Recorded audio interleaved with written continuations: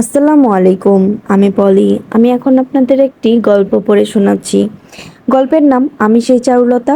লিখেছেন স্নেহা ইসলাম প্রিয়া।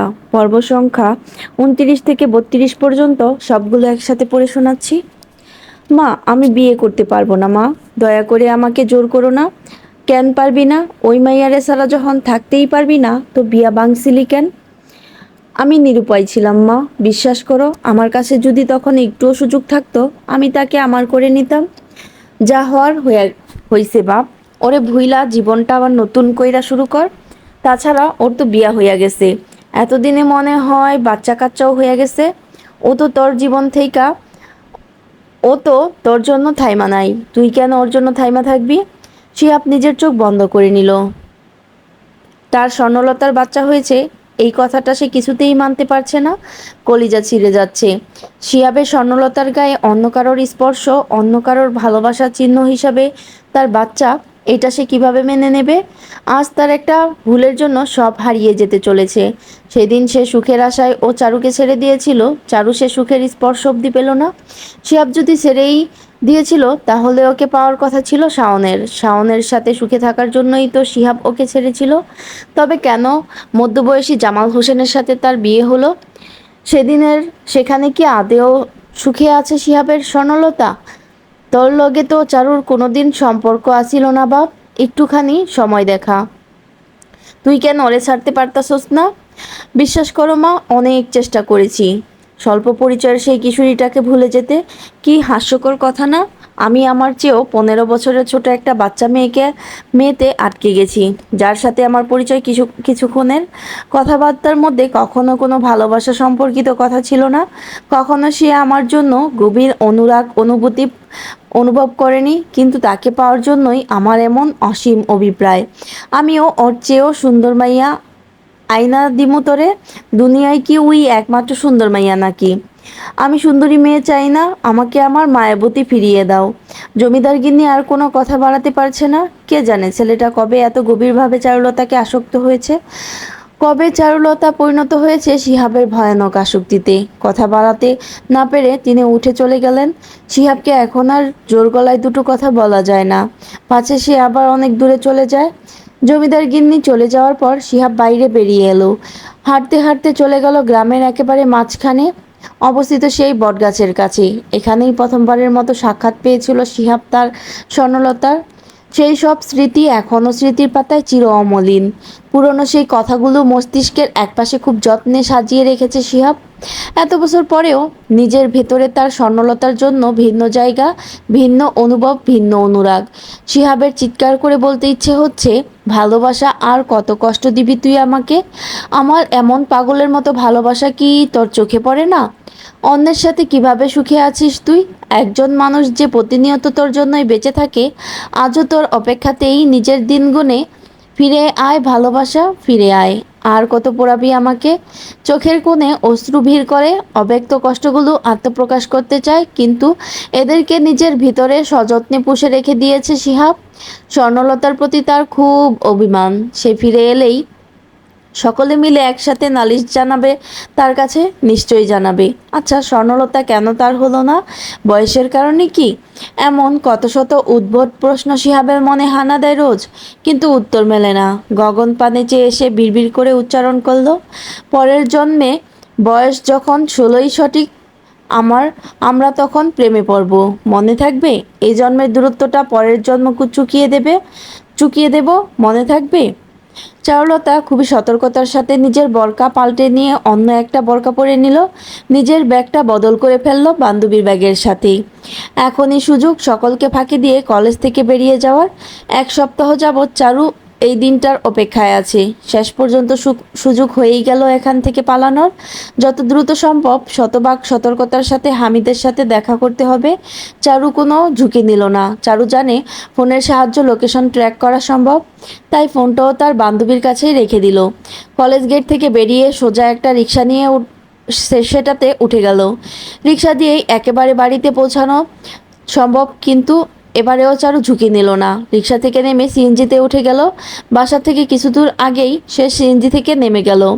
কোনোভাবে কেউ যদি ওকে ফলো করে বা ড্রাইভারগুলো যদি পুলিশের লোকও হয়, তাও যেন হামিদকে ধরতে না পারে, তাই এই প্রচেষ্টা। চারু আজও পুরোপুরিভাবে সাজিদকে বিশ্বাস করে উঠতে পারেনি। এতবার ঠকে এখন আর কাউকে বিশ্বাস হয় না চারুর। মিথ্যা দ্বারা হৃদয়টা এমনভাবে প্রতারিত হয়েছে যে সত্যকে এখন মিথ্যা মনে হয়। চারু খুবই সতর্কতার সহিত এলোমেলোভাবে চলে বাড়িতে পৌঁছে গেল। কেউ যদি ওকে ফলো করে থাকে, তাও বুঝতে পারবে না চারু ঠিক কোথায় গিয়েছে। নিজেকে ধাতস্থ করে ধীর হস্তে ক্রলিং বেল বাজালো চারু। কিছুক্ষণের মাঝেই দরজা খোলা হলো। দরজাটা খুলেছে ফাতেমা। চারুকে দেখেই ফাতেমা এক মুহূর্তের জন্য স্তব্ধ হয়ে গেল। তার এখনো বিশ্বাস হচ্ছে না সত্যিই চারু তার সামনে। কেমন আছো ভাবি? ফাতেমা এবার চারুকে ধরে হাউমাউ করে কেঁদে ফেলল। ঘটনার আকস্মিকতায় কিছুটা চমকে উঠল চারু। ফাতেমার কি হয়েছে? এভাবে কেন কাঁদছে সে? ফাতেমা নিজে নিজে বিলাপ করতে শুরু করলো। আমারে মাপ কইরা দাও চারু, আমি এতদিন না বুঝা অনেক অন্যায় করছি তোমার লগে। আমি জানি আমার অন্যায়ের মাপ নাই, তাও তুমি আমারে মাপ কইরা দাও। আমি এতদিন ভাবতাম মানুষ সুন্দর হইলেই তার জীবন সুন্দর, কিন্তু ওই দিন তোমার ভাই যখন আমারে তোমাগো ছোট কালের কথা কইল, বড় হওয়ার পরের কথা কইল, তোমার লগে ঘটনার কথা কইল, আমার মইরা যাইতে ইচ্ছা করতাছিল। এমন জঘন্য, এমন জনম দুঃখী মাইয়ারে আমি এত কষ্ট দিলাম কেমনে? আমি তো সবচেয়ে বেশি পাশানি। ও চারু, তুমি আমারে মাপ করবা না বোন? আমি না হয় বোকা ছিলাম, কিছু জানতাম না। তুমি কেন আমারে কথা দইরা চইলা গেলা? বোকা মানুষগুলো কথা কি ধরন লাগে? আহো তুমি ঘরে আহো, আমি আর কোথাও যাইতে দিব না তোমারে। তুমি আমাগো সাথেই থাকবা আজকে থেকে। চারু অনুভূতিহীনের মতো দাঁড়িয়ে রইল। ফাতেমার এই কান্না, তার এই আকুতি চারুর মনকে ছুঁয়ে যেতে পারল না। কষ্ট হচ্ছে না, মায়া হচ্ছে না, ভালোবাসা অনুভূতি হচ্ছে না, কিছুই হচ্ছে না। অথচ প্রথম দিকে চারু খুব চাইতো ফাতেমা তার সাথে ভালো আচরণ করুক, একটু ভালোবেসে মায়ের মতো আগলে নিক। মা আর বোনের পর ভাবিরাই নাকি মায়ের দায়িত্ব পালন করে। তুমি বহো, আমি তোমার জন্য পানি নিয়ে আহি। ফাতেমা চলে গেল। ফাতেমার এমন আন্তরিকতার কারণ বুঝতে পারছে চারু। হামিদ সম্ভবত ফাতেমাকে সব জানিয়েছে, আর আবেগী ফাতেমা অল্পতেই গলে গেছে। চারু সেসব নিয়ে মাথা ঘামালো না। হামিদের সাথে দেখা করাটা একান্ত জরুরি।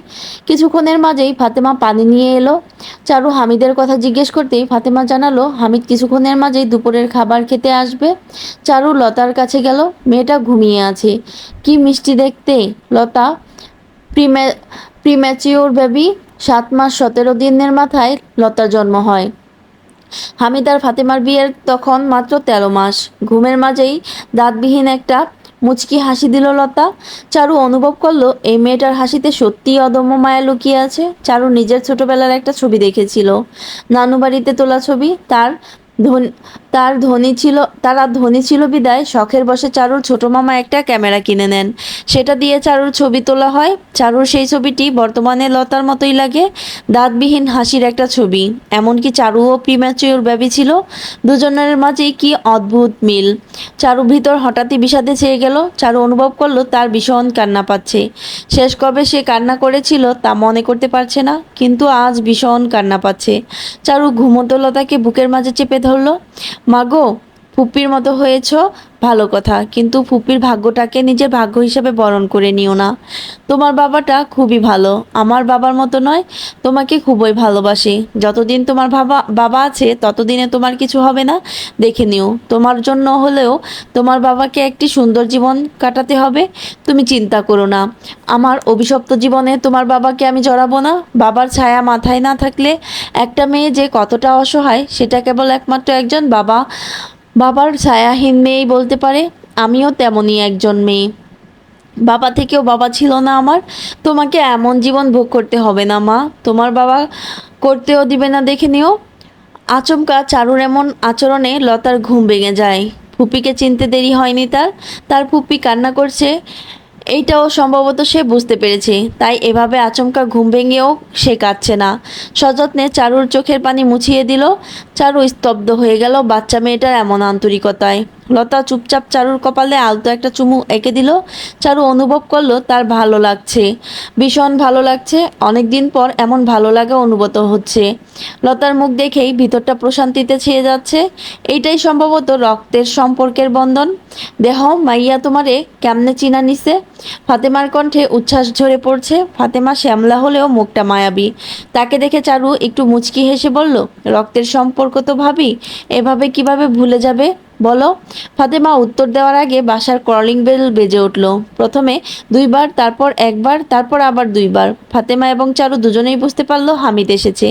এমন স্টাইলে বেল কেবল হামিদই বাজায়। ফাতেমা দরজা খুলে দিতেই হামিদ ভেতরে ঢুকলো। ফাতেমার হাসি মুখ দেখেই বলল, অকারণে হাসো কেন?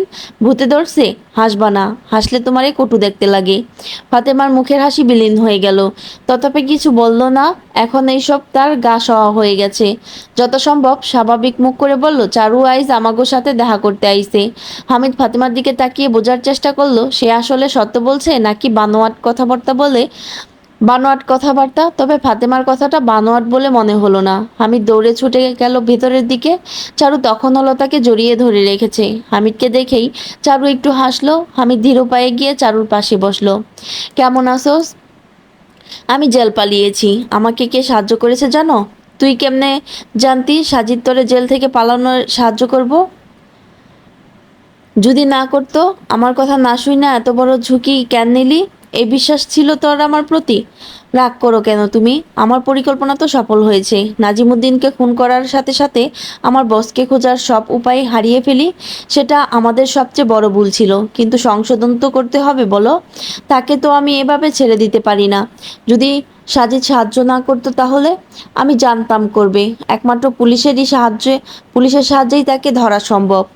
যদি না করতো তো? দূর, বারবার এক কথা বলো কেন? করেছে তো। আর যদি না করতো তাহলে আর কি? আমার ফাঁসি হতো। হামিদ রাগান্বিত দৃষ্টিতে তাকিয়ে রইল চারুর দিকে। চারু সেটাকে বিশেষ পাত্তা দিল না। চারু জানে হামিদ তার জন্য এত উতলা কারণ হামিদ তাকে নিজের জীবন দিয়ে ভালোবাসে।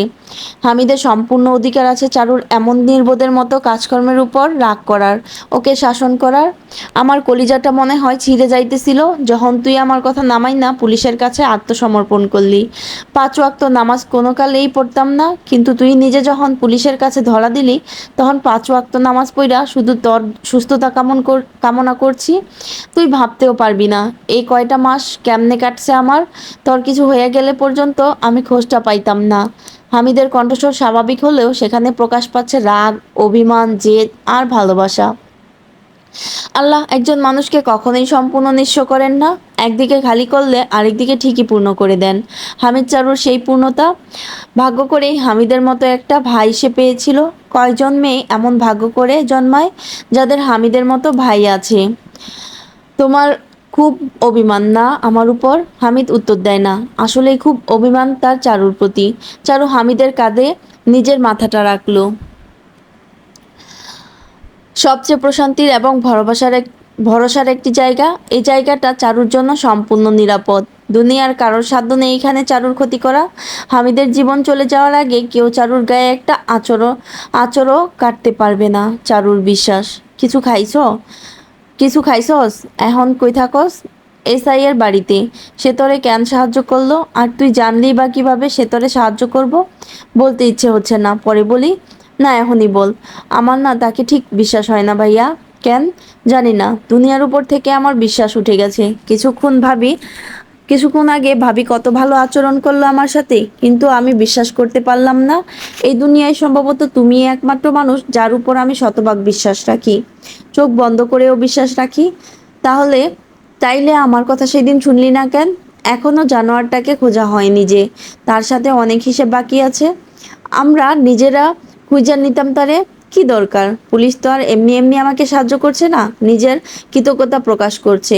কেমন কৃতজ্ঞতা? সাজিদের প্রাক্তন স্ত্রী সাইমার সম্পর্ক ছিল পুলিশ অফিসার হোসেনের সাথে। তার জন্যই সাজিদের সংসার ভেঙেছে। তার মেয়েটা মা হারা হয়েছে। হোসেন তার সাথে বিশ্বাসঘাতকতা করেছে। তাই সাজিদের ইচ্ছে ছিল তাকে খুন করা, কিন্তু নিয়মের বেড়াজালে আটকা পড়ে যায় সাজিদ। সাইমার প্রতি তার ভালোবাসা ছিল না, কিন্তু তারা দুজনেই ছিল বিশ্বাসঘাতক। আর এই বিশ্বাসঘাতককে খুন করেছি আমি। তাই এ কৃতজ্ঞতা। সে কি সাইমারেও খুন করতে চায়? না, সাইমাকে বাঁচিয়ে রাখবে নিজের চোখে তার কষ্ট দেখার জন্য। তবে ওই বাসায় গিয়ে আমি কিছুটা কনফিউশনে পড়ে গেছি। আমার মনে হচ্ছে আমি এতদিন যা দেখেছি যা শুনেছি সব সত্যি নয়। এই সত্যির আড়ালেও আরো অনেক কিছু লুকায়িত আছে। আর আমি নিশ্চিত আমি সম্পূর্ণ সত্যি জানি না। কি দরকার জানার? তুই চাস বসরে খুঁজা তাকে খুন করতে, নিজের কাজ হাসিল করবি আর চলে আসবি। পুলিশের সত্য উদ্ঘাটনের কি দরকার? সেটা নিয়েই কথা বলতে এসেছি তোমার সাথে। আমার কথা মনোযোগ দিয়ে শোনো। বল। সপ্তাহ দুয়েক আগে সাজিদ আমাকে আমার কলেজে নিয়ে যায়। সেখান থেকে আমরা বুড়িগঙ্গা নদীর ব্রিজের উপরে যাই। সেখানেই সাজিদ আমাকে প্রথমবারের মতো জানায় আমি যদি চাই সে আমাকে আইনের হাতে তুলে দেবে না। আমি নিজের মতো আমার জীবন শুরু করতে পারি। আইনের হাতে তুইলা দিবা মানে? অসম্ভব। তুই জানোস তুই যে খুনগুলা করছস তার জন্য তোর ফাঁসি হইতে পারে। জানি। জানোস তো এখনো ওইখানে পইড়া আছস কেন? আমার জীবনের এমনিও কোনো মূল্য নেই, বেঁচে থেকে কি হবে? চারুর কথাটা বলতে দেরি হলো। হামিদ তাকে সজোরে থাপ্পড় মারতে দেরি হলো না। যে মেয়ের মঙ্গল কামনায় দিনরাত মসজিদে বসে থাকে সেই মেয়ে কিনা নিজের মৃত্যু কামনা করছে? কতটা স্বার্থপর হলে মানুষ কেবল নিজের চিন্তাই করে, তার চারপাশের মানুষদের চিন্তা করে না। মারলে কেন? তোরে তো খুন কইরা ফেলা উচিত। চারু আর কথা বাড়ালো না। সে সম্ভবত হামিদের চিন্তা ভাবনা কিছুটা বুঝতে পেরেছে, তাই সে সম্পর্কে কথা না বাড়ানোই শ্রেয়। ছোট থেকে হামিদের কাছ থেকে সে কত থাপ্পড় খেয়েছে তার ইয়ত্তা নেই, তাই শুধু শুধু এইটা নিয়ে মাতামাতি করে রকচটা হামিদের রাগ আরো বাড়ানোর ইচ্ছে হলো না চারুর। আমার কথাটা শোনো, অযথা রাগ দেখিও না। আমি এমন এক ঘোলক ধাঁধায় পড়ে গেছি যার থেকে বের হওয়া অসম্ভব প্রায়। পুলিশটার সম্পর্কে সত্য জানতেই হবে আমার। সেদিন কিছুক্ষণ ওই ব্রিজে থাকার পরেই আমি আর সাজিদ বাসার উদ্দেশ্যে রওনা দেই। বাসায় পৌঁছানোর পর আমি নিজের ঘরে চলে গেলেও সাজিদ নিচে থেকে যায়। আমিও ভুলে আমার ব্যাগটা নিচে ফেলে চলে গিয়েছিলাম। সেটা নিতে এসেই আমি সাজিদ আর তার মায়ের কিছু কথোপকথন শুনি। নিজের ঘরে ঢোকার পরই চারু বুঝতে পারল পানি খাওয়ার সময় সে তার ব্যাগটা সোফায় রেখেছিল। চারু আবারও নিচে চলে যায় ব্যাগটা আনতে। সেই ঘরেই বসেছিল সাজিদ এবং নাজমা বেগম। তারা চারুকে নিয়ে পরস্পরের সাথে কিছু কথা বলছে। শোনো বাবা, আমি যা বলছি তা মেনে নে। এটা কিভাবে হয় মা? চারুলতা এখন আমার দায়িত্ব, তাই বলে আমি ওকে বিয়ে করে নিতে পারি না? এখন দায়িত্ব নিতে পারলে সারা জীবনের দায়িত্ব নিতে পারবি না? এখন না হয় তোর কাছে আছে, কিন্তু কেস শেষ হলে তো তাকে চলে যেতে হবে। তোর ভাষ্যমতে এই দুনিয়ায় ওর আর কেউ নেই, তাই ওকে তোর সাথে থাকতে বলা হয়েছে। কিন্তু এরপরও কোথায় যাবে? একা সুন্দর একটা মেয়ে কিভাবে বাঁচবে? এখানে মেয়েরা একটু সুন্দর হলেই বাবা মায়ের চিন্তার শেষ থাকে না। আর চারুলতাকে সেখানে আগুন সুন্দরী বললেও ভুল হবে না। তাকে নিয়ে তুমি এত কেন ভাবছো মা? সে কিভাবে থাকবে সেটা তার ব্যাপার। তুই যদি তাকে বিয়ে করিস তাহলে সমস্যা কোথায়? তুমি বুঝতে পারছো না মা? এমনটা হয় না। হতেই পারে চারুলতা অন্য কাউকে পছন্দ, সে কেন আমাকে বিয়ে করবে? নাজমা বেগম দমে গেলেন। আসলেই তিনি এমন কিছু ভাবেননি। চারুর পছন্দ থাকতেই পারে। মেয়েটার সাথে আমাদের কথা বলা উচিত সাজিদ। কোনো দরকার নেই মা, এটা সম্ভব না। সাজিদ নাজমা বেগমকে আর কথা বাড়াতে দিল না। সে উঠে চলে গেল। তবে নাজমা বেগম এরপর থেকে প্রায় সময় সাজিদকে চারুর সম্পর্কে এইটা সেটা বলতো। মানুষের মন সদা পরিবর্তনশীল। একটা না কারোর কথা নিয়মিত শুনলে মনের অজান্তেই তারা তার জন্য মনের ভিতরে একটা জায়গা ঠিক হয়ে যায়। সাজিদের ক্ষেত্রে ব্যতিক্রম হলো না। একসময় নিজের মেয়ের কাছে যে মেয়েকে ঘেঁষতে দিতে ভয় পেত, সেই মেয়েকেই তার মা হওয়ার প্রস্তাব করে সাজিদ নিজে। চারু অবাক হয়নি, নিরুত্তর অনুভূতিহীন চোখে তাকিয়েছিল সাজিদের দিকে। চারুর এই অবাক হওয়া না দেখে অবাক হয় সাজিদ নিজেই। আপনি খুবই অদ্ভুত চারুলতা। চারু উত্তর দেয় না, কোনো অনুভূতিগুলোও ব্যক্ত করে না। কেমন যেন অনুভূতিহীন পাথরের মতো হয়ে গেছে সে। চারুলতা, আপনি ভেবে জানাবেন। তবে হ্যাঁ, আপনার উপর কোনো জোর নেই। আমি আমার ইচ্ছে জানিয়েছি, আপনি আপনার ইচ্ছে জানাবেন। আপনার সম্মতিতেই সব হবে। আমি আসছি। এরপরই আমি সুযোগ খুঁজতে থাকি তোমার সাথে দেখা করার। সুযোগও পাই প্রায় এক সপ্তাহ পর। আর এখন আমি তোমার সামনে। এখন কি করতে চাস তুই? আমি জানি না। তোমার কি মনে হয় আমার কি করা উচিত? তারে বিয়ে করলে সে তোরে আর পুলিশের হাতে তুলে দিব না, তাই তো? স্বার্থপরের মতো কথা বলো না। মৃত্যুকে আমি ভয় পাই না, কিন্তু তোর মৃত্যুর কথা শুনলে আমি ভয় পাই। আমার আমার না নাজমা বেগমকে ঠিক সুবিধার লাগছে না। কেন জানি না, কোনো এক অজ্ঞাত কারণে আমার মনে হচ্ছে নাজমা বেগম যেমন তিনি আমাকে তেমন দেখান না। আর সাজিদ বুঝতে পারছি না, তাকে আমি ঠিক যেমন পুরোপুরি বিশ্বাস করতে পারছি না, তেমনি অবিশ্বাসও করতে পারছি না। লোকটাকে খুব ভালো মনে হয়। এতদিন তাদের বাসায় আছি, সে চাইলেই সুযোগ নিতে পারত, কিন্তু কোনোদিন খারাপ দৃষ্টিতে তাকায়নি পর্যন্ত। উল্টা আমাকে বিয়ের প্রস্তাব দিল। তোর মন কি চায়? আমার মন এখন কিছুই চায় না। আমি তাদের ঠিক বিশ্বাসও করতে পারছি না, আবার অবিশ্বাসও করতে পারছি না। আমার মনে হয় তারা নিজেদের একটা আবরণীর সাহায্যে ঢেকে ফেলেছে, যা দেখাচ্ছে সবটাই মিথ্যা। আমার ষষ্ঠ ইন্দ্রিয় বলছে এখানে কিছু একটা ঘাপলা আছে। এরা যখন এতদিন কিছু করে নাই, মনে হয় পরেও কিছু করব না। তুই রাজি হয়ে যা, তুই তো বেঁচে যাবি। আর কি চাই? বেঁচে থেকে যদি আবারও কোনো এক নরকে গিয়ে পড়ি। এখন কোনো সম্পর্ক গড়তে খুব ভয় পাই, আমি ভীষণ ভয় পাই। কাল শিহাবরে দেখলাম টিভিতে একটা হাসপাতাল বানাইতাছে, বেশ নামডাক। পোলাটাও ভালোই ছিল। তার সাথে বিয়ে হইলেই মনে হয় তোর জীবনটা সুন্দর হইতো। শুধু শুধু তুই তার সাথে বিয়েটা ভাঙলি। চারু একটু চমকে উঠল। সে কখনো হামিদকে বলেনি শিহাবের সাথে বিয়েটা সে ভেঙেছে। তবে হামিদ কিভাবে জানলো? হামিদ সম্ভবত চারুর ভাবনা ধরতে পারলো। তোর ভাই আমি, চারু। তোর মাথায় যদি বুদ্ধির পাহাড় থাকে, আমার মাথায় কি বুদ্ধির ডিবি থাকবো না? তোমার কথার কোনো যুক্তি নেই। শিহাব নাজিমুদ্দিনের সৎ ছেলে হিসেবে সে আমাদের ভাই হয়। শিহাবের মা আর আমাদের মা কি এক? না। শিহাবের বাপ আর আমাগো বাপ কি এক? না। শিহাবের বাপকে সেটা কেবল তার মাই জানতো। শিহাবকে পেটে নিয়ে এসে নাজিমুদ্দিনকে বিয়ে করে, তাই শিহাবের বাবাও নাজিমুদ্দিনের না। বাপও এক না, মাও এক না। তাহলে সে কিসের আমাগো ভাই? তার কথা এখানে কেন টানছো? যা চলে গেছে সেটা গেছে। দেখ চারু, তুই কি করবি সেটা তুই জানোস, কিন্তু ভুইলা যাইস না, তোর জন্যই আমার চিন্তা সবচেয়ে বেশি। তোর কোনো কষ্ট আমি দেখতে পারবো না। যা করবি ভাইবা চিন্তা করবি, খালি নিজের দিকটা না দেখে আমার দিকটাও ভাববি। তোরে ভালো থাকতে হইব চারু, আরও অনেক বছর বাঁচতে হইব। তুমি আমাকে খুব ভালোবাসো, তাই না? হামিদের ঠোঁটে মুচকি হাসি ফুটে উঠল। না তো, কে কইছে আমি তোরে ভালোবাসি? নেহাত মা তোর দায়িত্ব আমারে দিয়া গেছিল, নইলে এমন পেতনি কে নিজের ঘাড়ে ঝুলাইতে চায়? চারুর ভ্রুযুগল কুঞ্চিত হলো। সে জানে হামিদ তাকে খেপানোর জন্য কথাটা বলেছে, কিন্তু তাও চারুর ভীষণ রাগ হলো। এতক্ষণ সে লতাকে কুলে নিয়েই বসেছিল। সাবধানে তাকে নামিয়ে দিয়ে বলল, দাঁড়াও, রান্নাঘর থেকে লঙ্কা গুঁড়োটা নিয়ে আসি। ছোটবেলার কথা মনে আছে তো? এইবার এই লঙ্কা গুঁড়ো দিয়ে তোমাকে আমি গোসল করাবো। আবারও ছোটবেলার ফিল নাও।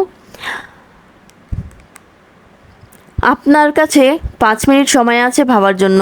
আপনি যদি আমাকে বিয়ে করতে চান, তাহলে এখনই এই মুহূর্তে বিয়ে করতে হবে। কলেজ থেকে ফেরার সময় চারুর কথায় হকচকিয়ে গেল সাজিদ। তার ঠিক বোধগম্য হলো না চারু ঠিক কি বলতে কিংবা করতে চাইছে। আপনার কথার মানে বুঝতে পারলাম না চারুলতা। সোজা বাংলাতেই তো বললাম, আপনি যদি আমাকে বিয়ে করতে চান তো এখনই কাজী অফিসে চলুন। আজই আমাদের বিয়ে হবে এবং আজ বিয়ে করেই আমরা বাসায় ফিরবো। আর যদি এমনটা না হয়, তাহলে আর কখনোই আমাদের বিয়েটা হবে না। এখন সিদ্ধান্ত আপনার, কিন্তু বিয়ের জন্য তো মাকে প্রয়োজন। তাকে নিয়ে তারপর না, বিয়ে হলে একমাত্র উনি বিয়ের সম্পর্কে জানবে, তার আগে নয়। কিন্তু চারুলতা, 5 মিনিট থেকে অলরেডি 2 মিনিট পার হয়ে গেছে সাজিদ। আপনার কাছে আর 3 মিনিট সময় আছে। চারু কিছুটা অদ্ভুত, সেটা সাজিদ জানে, কিন্তু তাই বলে চারু তাকে এমন গোলক ধাঁধায় ফেলে দেবে, তা ছিল সাজিদের কল্পনাতীত। সাজিদের মনে হলো এমনিতেই তার মা চায় চারুর সাথে ওর বিয়েটা হোক, তাই তার আপত্তি করার কোনো কারণ নেই। সাজিদ চারুর কথায় সম্মতি জানালো। চারুর ঠোঁট দেখা মিলল দুর্বেদ্য রহস্যময়ী এক হাসির। আমি কি আপনাকে বিশ্বাস করতে পারি সাজিদ? শতভাগ পারেন। আপনি কি আমাকে বিশ্বাস করতে পারেন? বিশ্বাস না করলে আপনাকে আমার জীবনসঙ্গী হওয়ার প্রস্তাব করতাম না চারুলতা। তাহলে আমার সাথে চলুন। কোথায় যাব? এখনই তো বললেন আমাকে বিশ্বাস করেন। বিশ্বাস করেই না হয় আমার সাথে কিছুক্ষণ চলুন। সাজিদ চারুর দেখানো পথে গাড়ি চালিয়ে নিয়ে গেল। বেশ অনেকটা দূরে একটা গলির সামনে গাড়ি দাঁড় করাতে বলল চারু, আপনাকে একজনের সাথে দেখা করাতে চাই সাজিদ, দেখা করবেন? কথাটা বলে চারু সাজিদের উত্তরের জন্য অপেক্ষা করলো না, চুপচাপ নিচে নেমে গেল। সাজিদ ও চারুর সাথেই নিচে নেমে গেল। কিছুটা দূরেই সাজিদ একজন ছেলেকে দেখালো। বয়স সম্ভবত 22-23। শুভ্র গায়ের রঙে শুভ্র রঙের শার্ট দারুণ শোভা পাচ্ছে, সাথেই পরনে একটা কালো রঙের জিন্স প্যান্ট। সবচেয়ে নজর কাড়া যে ব্যাপারটা, সেটা হলো চারুর সাথে তার মুখের অদ্ভুত রকম মিল। সত্যি যে কেউ দেখলে বিশ্বাস করতে বাধ্য এরা ভাই বোন। যমজ বললেও হয়তো কেউ অবিশ্বাস করবে না। ছবিতে অনেকবার সাজিদ দেখেছে এই যুবকটিকে। কিন্তু সামনাসামনি এই প্রথম। বিয়েতে আমার পক্ষের সাক্ষী হিসেবে আমার ভাইকে রাখবো। আপনার কি কোনো আপত্তি আছে? আপত্তি থাকার কি আছে? কেমন আছো হামিদ? ভালোই আছি। আপনি কেমন আছেন? আলহামদুলিল্লাহ। তোমার মেয়ে আর স্ত্রী কেমন আছে? তারাও ভালোই। গাড়িতে উঠে পড়ো তোমরা দুজন, তাড়াতাড়ি যেতে হবে। সাজিদ আর চারু সামনে বসে পড়লো আর হামিদ বসলো পেছনে। সাজিদ ভাবতেও পারেনি সে এখানে হামিদকে দেখবে। হামিদের সাথে কি আপনার রেগুলার যোগাযোগ ছিল চারুলতা? না। মাঝে মাঝে হতো? না। তাহলে হামিদকে কিভাবে ডেকে নিলেন আপনি? বলবো না। সাজিদ কথা বাড়ালো না। সময় করে না হয় জানা যাবে। এখন চারুকে ঘাটানোর অভিপ্রায় হলো না তার। সাজিদের ধারণা ছিল না চারু আদেও তাকে বিয়ে করতে রাজি হতে পারে, কিন্তু আচমকা এমন কিছু হওয়ার কিছুটা ভড়কে গিয়েছিল সে। চারুর অদ্ভুত ব্যবহারে সাজিদের মনে কিছুটা ভীতি সঞ্চারিত হচ্ছে। সে পারবে তো মেয়েটাকে আবার আগের মতো স্বাভাবিক করে নিতে? সাজিদ জানে একটু ভালোবাসা দিয়েই চারুলতাকে স্বাভাবিক জীবনে আনা সম্ভব, কিন্তু সে কি এইটা করতে সক্ষম হবে? চারু কি আদেও তাকে ভালোবাসবে? না বাসলে ভালোবাসা অর্জন করতে হবে। মোট কথা চারুলতা নামের এই মায়াবতীকে ভালোবাসায় বাঁধতে হবে, বাঁধতেই হবে। কে জানে কখন মেয়েটার প্রতি অমুক এক টান সৃষ্টি হয়েছে মন পিঞ্জিরায়। কিন্তু টান যখন অনুভব হয়েছে মেয়েটাকে, তখন নিজের ভালোবাসার বন্ধনে আবদ্ধ করে একটা সুন্দর জীবন দেবে বলেই সাজিদ নিজের কাছে দায়বদ্ধ হলো। আজ যে হাতটি সে ধরবে জীবনের শেষ নিঃশ্বাস অবধি সেই হাতটা সে ধরে রাখবে বলে আবারও প্রতিবদ্ধ হলো নিজেরই কাছে। বিরহ দহনে দগ্ধ করবি আর কত আর, তুই কি দেখিস না এই হৃদয়ের এত হাহাকার? তোর বিরহে মরে পড়তে হবে আর কতকাল, তুই কি দেখিস না এই হৃদয়ের সুপ্ত চিৎকার? চারুর ছবিটি এই নিয়ে কমপক্ষে 3বার এঁকে ফেলল শিহাব। 3বারই নিখুঁত আর স্পষ্টভাবে সে আঁকতে সক্ষম হয়েছে নিজের স্বর্ণলতাকে। উপরোক্ত বাক্যগুলো শুধুই শিহাবের দেওয়া তার ভালোবাসার প্রতি অতি আকাঙ্ক্ষিত স্বর্ণলতাকে। শিহাবের ভালোবাসার কষ্ট প্রকাশ করে যাচ্ছে এই শব্দগুলো, কিন্তু শোনার জন্য শিহাবের স্বর্ণলতা কই? শিহাব ভিতর থেকে এক দীর্ঘশ্বাস বেরিয়ে আসে।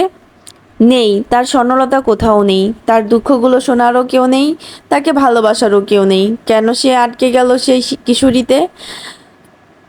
স্বল্পক্ষণের পরিচয়ই তো ছিল। ভালোবাসা কেন মুছে না গিয়ে দিনকে দিন আরো গভীর হয়? কেন ভালোবাসার তৃষ্ণা মিটতে চায় না? শিহাবের আফসোস হয় চারুলতা কেন শুধুই তার আবেগ হবে না? আবেগ হলো না। আবেগ হলে নিশ্চয়ই এতদিনে ভুলে যেত, কিন্তু ভালোবাসা তো ভোলা যায় না। গভীর মায়ে জড়িয়ে পড়তে হয় নিজের অনিচ্ছায়। এটাই গভীর সে মায়া, যেখানে একবার পড়লে সেখানে তলিয়ে যাওয়া ছাড়া আর কোনো উপায় নেই। চাইলেও আর সে ভালোবাসা নামক অতল গহ্বর থেকে বের হওয়া সম্ভব না। শিহাবের কিছুতেই শান্তি লাগছে না। এই গ্রামে আসলেই নিরলসভাবে মস্তিষ্কটা শুধু শিহাবকে তার মায়াবতীর কথা মনে করায়। একটুখানি দুদণ্ড শান্তিতে বসার জো নেই। প্রেয়সীর বিরহে কি ভয়ঙ্কর কষ্ট হয় তা কেবল এক ভালোবাসা পাগল প্রেমিক পুরুষই বর্ণনা করতে সক্ষম। সে ছাড়া আর কারো সাধ্য নেই সে যন্ত্রণার কিয়দংশ অনুভব করার। শিহাব ব্যাগ গোছানো শুরু করলো। এ গ্রামে আর এক মুহূর্ত নয়। স্বর্ণলতার স্মৃতি যে বড্ড পীড়াদায়ক। শিহাবের ব্যাগ গোছানোর মুহূর্তেই ঘরে আগমন ঘটল জমিদার গিন্নির। শিহাবকে জামাকাপড় গোছাতে দেখেই ভুরু কুচকালেন তিনি। এগুলা ব্যাগ ঢুকাইতেছো কেন বাপ? আমি আজ রাতেই গ্রাম ছাড়বো মা। আজ রাইতে গ্রাম ছাড়বি মানে? কেন, কি হইছে? কিছু হয় নাই মা। তার স্মৃতি যে আমাকে বড্ড পোড়ায়। আমি মেনে নিয়েছি মা। যে ভালোবাসবে ভালোবাসার আগুনে পুড়ে তাকে ছাই হতেই হবে। আমিও হচ্ছি। এই হওয়াটাই স্বাভাবিক, বরং না হওয়াটাই অস্বাভাবিক। জমিদার গিন্নি ভারাক্রান্ত হৃদয় নিয়ে দাঁড়িয়ে থাকে শিহাবের সামনে। চক্ষুদয় ছলছল করে ওঠে অশ্রু জলে। শিহাব দেখে না, জমিদার গিন্নি নিজের অজান্তেই অভিশাপ দেয় চারুকে। তার জন্যই ছেলেটার আজ এ দশা। আবার চারুকে অভিশাপ দেওয়ায় নিজ মনেই তবা করেন। মেয়েটারই বাকি দোষ। সেও যে আরেক পোড়া কপালি। নইলে বাপের বয়সী একটা লোকের সাথে কি এমন মেয়ের বিয়ে হয়?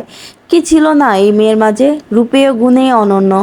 শিহাব, একটা কথা কই বাপ। বলো মা। তোমার কি আমার অনুমতির প্রয়োজন আছে?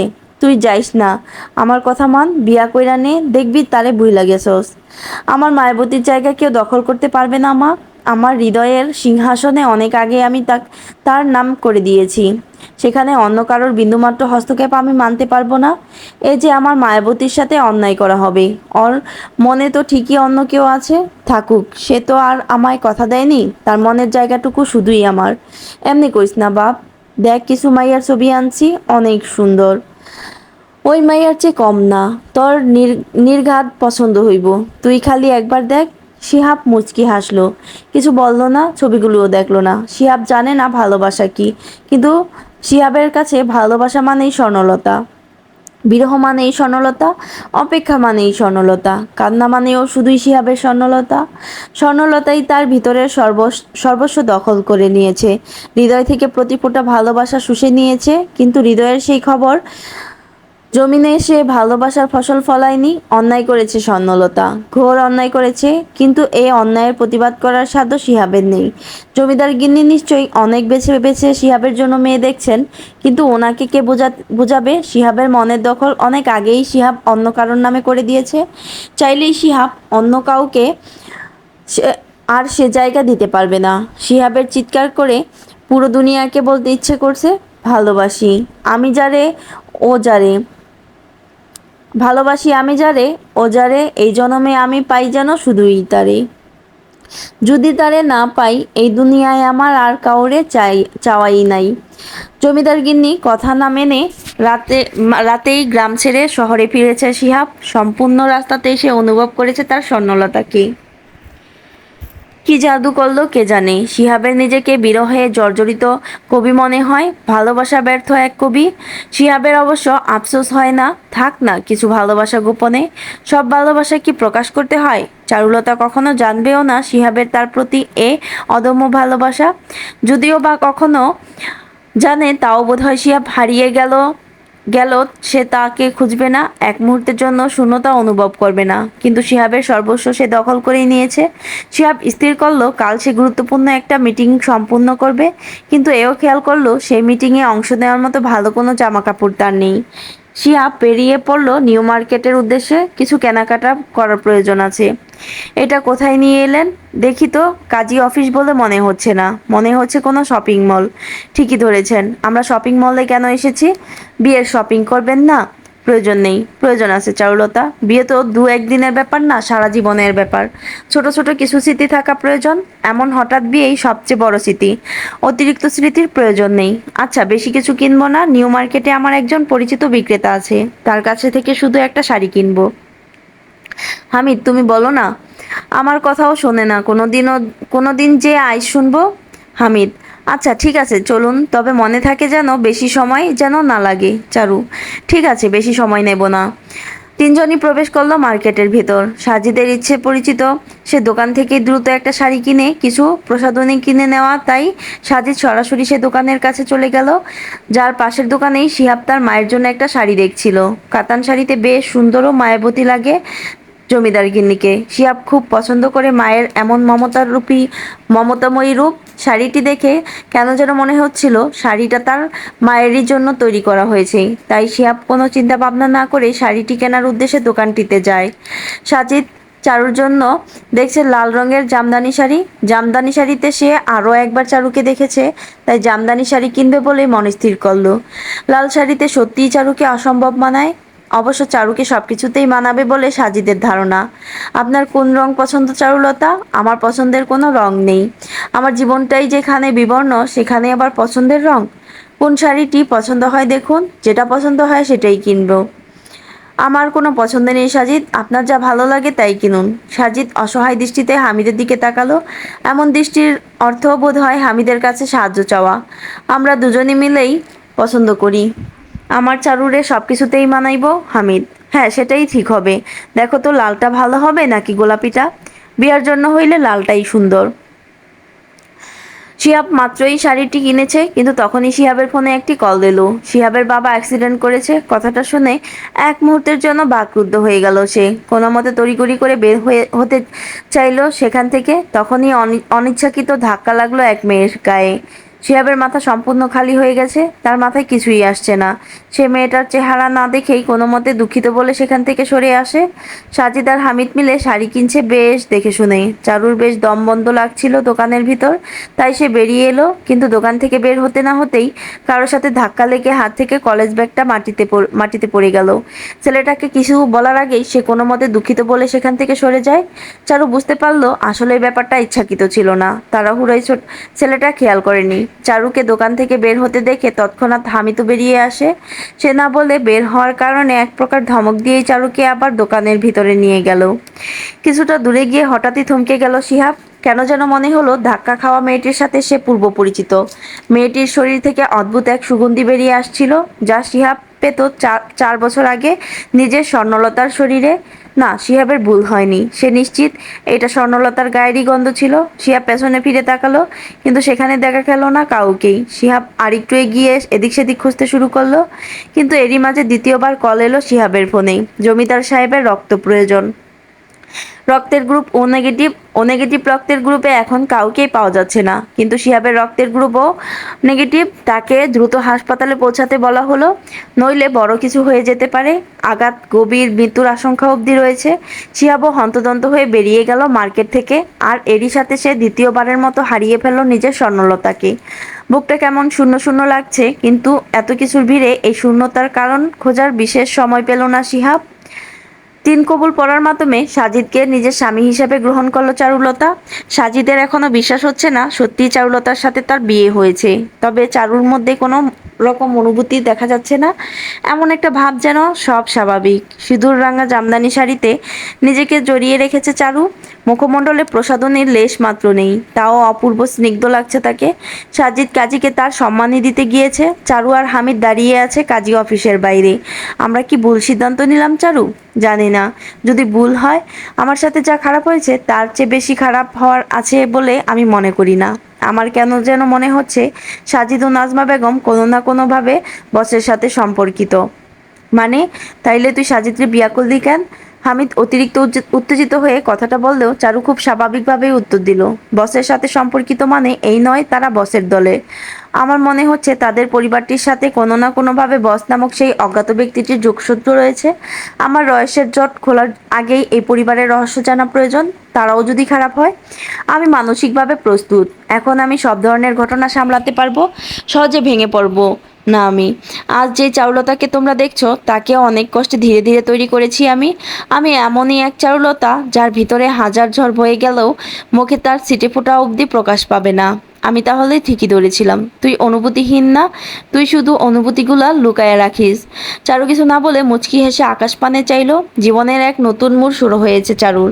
কে জানে এই জীবন তাকে কোথায় নিয়ে যাবে। তবে চারুর ভয় লাগছে না। এই জীবন থেকে তার যেমন কিছু চাওয়ার নেই, তেমনি কিছু হারানোরও নেই। চারু, হুম। সাজিদের দেখা মনে হইল সে আসলেই তরে চায়, কিন্তু তুই খুব সহজেই তার প্রস্তাবে রাজি হইলি। দুনিয়ায় সহজের মূল্য নাই। সাজিদ যদি তরে সহজে পাইছে ভাইবা অবহেলা করে। অবহেলা অনেক পেয়েছি, এই অবহেলার ভয়ে আমি নিজের লক্ষ্য থেকে সরতে পারি না। তাছাড়া সাজিদ আমাকে অবহেলা করলে যে আমার কষ্ট হবে এমনটাও না।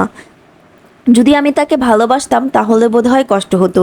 যেহেতু ভালোবাসি না, তাই কষ্ট হওয়ারও সুযোগ নেই। তুই নিশ্চিত ওরা বসের সাথে সম্পর্কিত? না, আমি শুধু অনুমান করছি। অনুমানের উপর ভিত্তি কইরা এত বড় সিদ্ধান্ত নেওয়া কি উচিত হইল? শুধু অনুমান না, আমি অনেকাংশে নিশ্চিত, তবে পুরো নিশ্চিত না। সবচেয়ে বেশি ঘাপলা আছে নাজমা বেগমের মাঝে। ভদ্রমহিলা আমাকে দেখলে একটু বেশি ভালোবাসা দেখান। কথায় আছে না, অতিভক্তি চোরের লক্ষণ। ব্যাপারটা ঠিক তেমনই। বছের সাথে সম্পর্ক থাক বা না থাক, আমি নিশ্চিত নাজমা বেগম সুবিধার না। সাবধানে থাকিস চারু, তরে নিয়ে আমার চিন্তার শেষ নাই। চিন্তায় চিন্তায় তোমার পেটের ভুঁড়িটাও কমে গেছে। হামিদ একবার নিজের পেটের দিকে তাকিয়ে চোখ গরম করে চারুর দিকে তাকালো। চারু এখনো মুচকি হাসছে। প্রশান্তির দৃশ্য। এই দৃশ্য সামান্য থাকলে অন্তত চারুকে বকা যায় না। হামিদ মনে প্রাণে চায় চারু ভালো থাকুক। সাজিদের সাথে বিয়ে তো হয়ে গেল। এই বিয়ে কি চারুকে ভালোবাসার দিশা দিয়ে সুন্দর একটি জীবন উপহার দেবে, নাকি চারুর অন্ধকার জীবনটা আরো বেশি অন্ধকারে ঠেলে দেবে? না, চারুর সাথে নিয়মিত যোগাযোগ রাখতে হবে, সব খবরাখবর রাখতে হবে। চারুকে নিয়ে বিন্দুমাত্র ঝুঁকি নিতে হামিদ নারাজ। কিছুক্ষণ পরেই সাজিদ ফিরে এলো। ভাগ্য ভালো, সাজিদের কাছে সবসময় নিজের প্রয়োজনীয় কাগজপত্র থাকে, তাই কোনো রকম ঝামেলা ছাড়াই বিয়েটা মিটে গেছে। হামিদ, তোমাকে অনেক ধন্যবাদ, তুমি সত্যিই আমাকে আজ অনেক হেল্প করেছো। ধন্যবাদ লাগবে না, আপনি শুধু আমার চারুরে দেইখা রাইখেন। আমার মা গত হয়েছেন আগে, গত হওয়ার আগে ওর দায়িত্ব আমারে দিয়ে গেছে, আমি পুরোপুরি পালন করতে পারি নাই। পারলে ওর জীবনটা অনেক সুন্দর হইতো। আপনার কাছে অনুরোধ, যেইটা আমি পারি নাই সেটা আপনি কইরেন। আপনি হয়তো ওরে অনুভূতি শূন্য ভাবতে পারেন, কিন্তু ওরে একটু ভালোবাসা দিয়েন, দেখবেন ও নিজের সব ভালোবাসা আপনারই দিব। ভালোবাসার মানুষের বড্ড অভাব তার। তুমি চিন্তা করো না হামিদ, তোমার বোনের সব দায়িত্ব আজ থেকে আমার। আজ আমি যেই হাত ধরেছি, জীবনের শেষ অবধি সুখে দুঃখে আমি এই হাত ধরে রাখবো। নিজের সবটা দিয়ে খুশি রাখার চেষ্টা করব চারুলতাকে। আপনি খুবই অদ্ভুত সাজিদ, আমাকে আপনি সম্বোধন করেন, আর আমার বড় ভাইকে তুমি। আপনারা দুজনেই আমার অনেক ছোট, তবে হামিদের চেহারায় বাচ্চা বাচ্চা একটা ভাব আছে, তাকে সহজেই তুমি সম্বোধন করা যায়।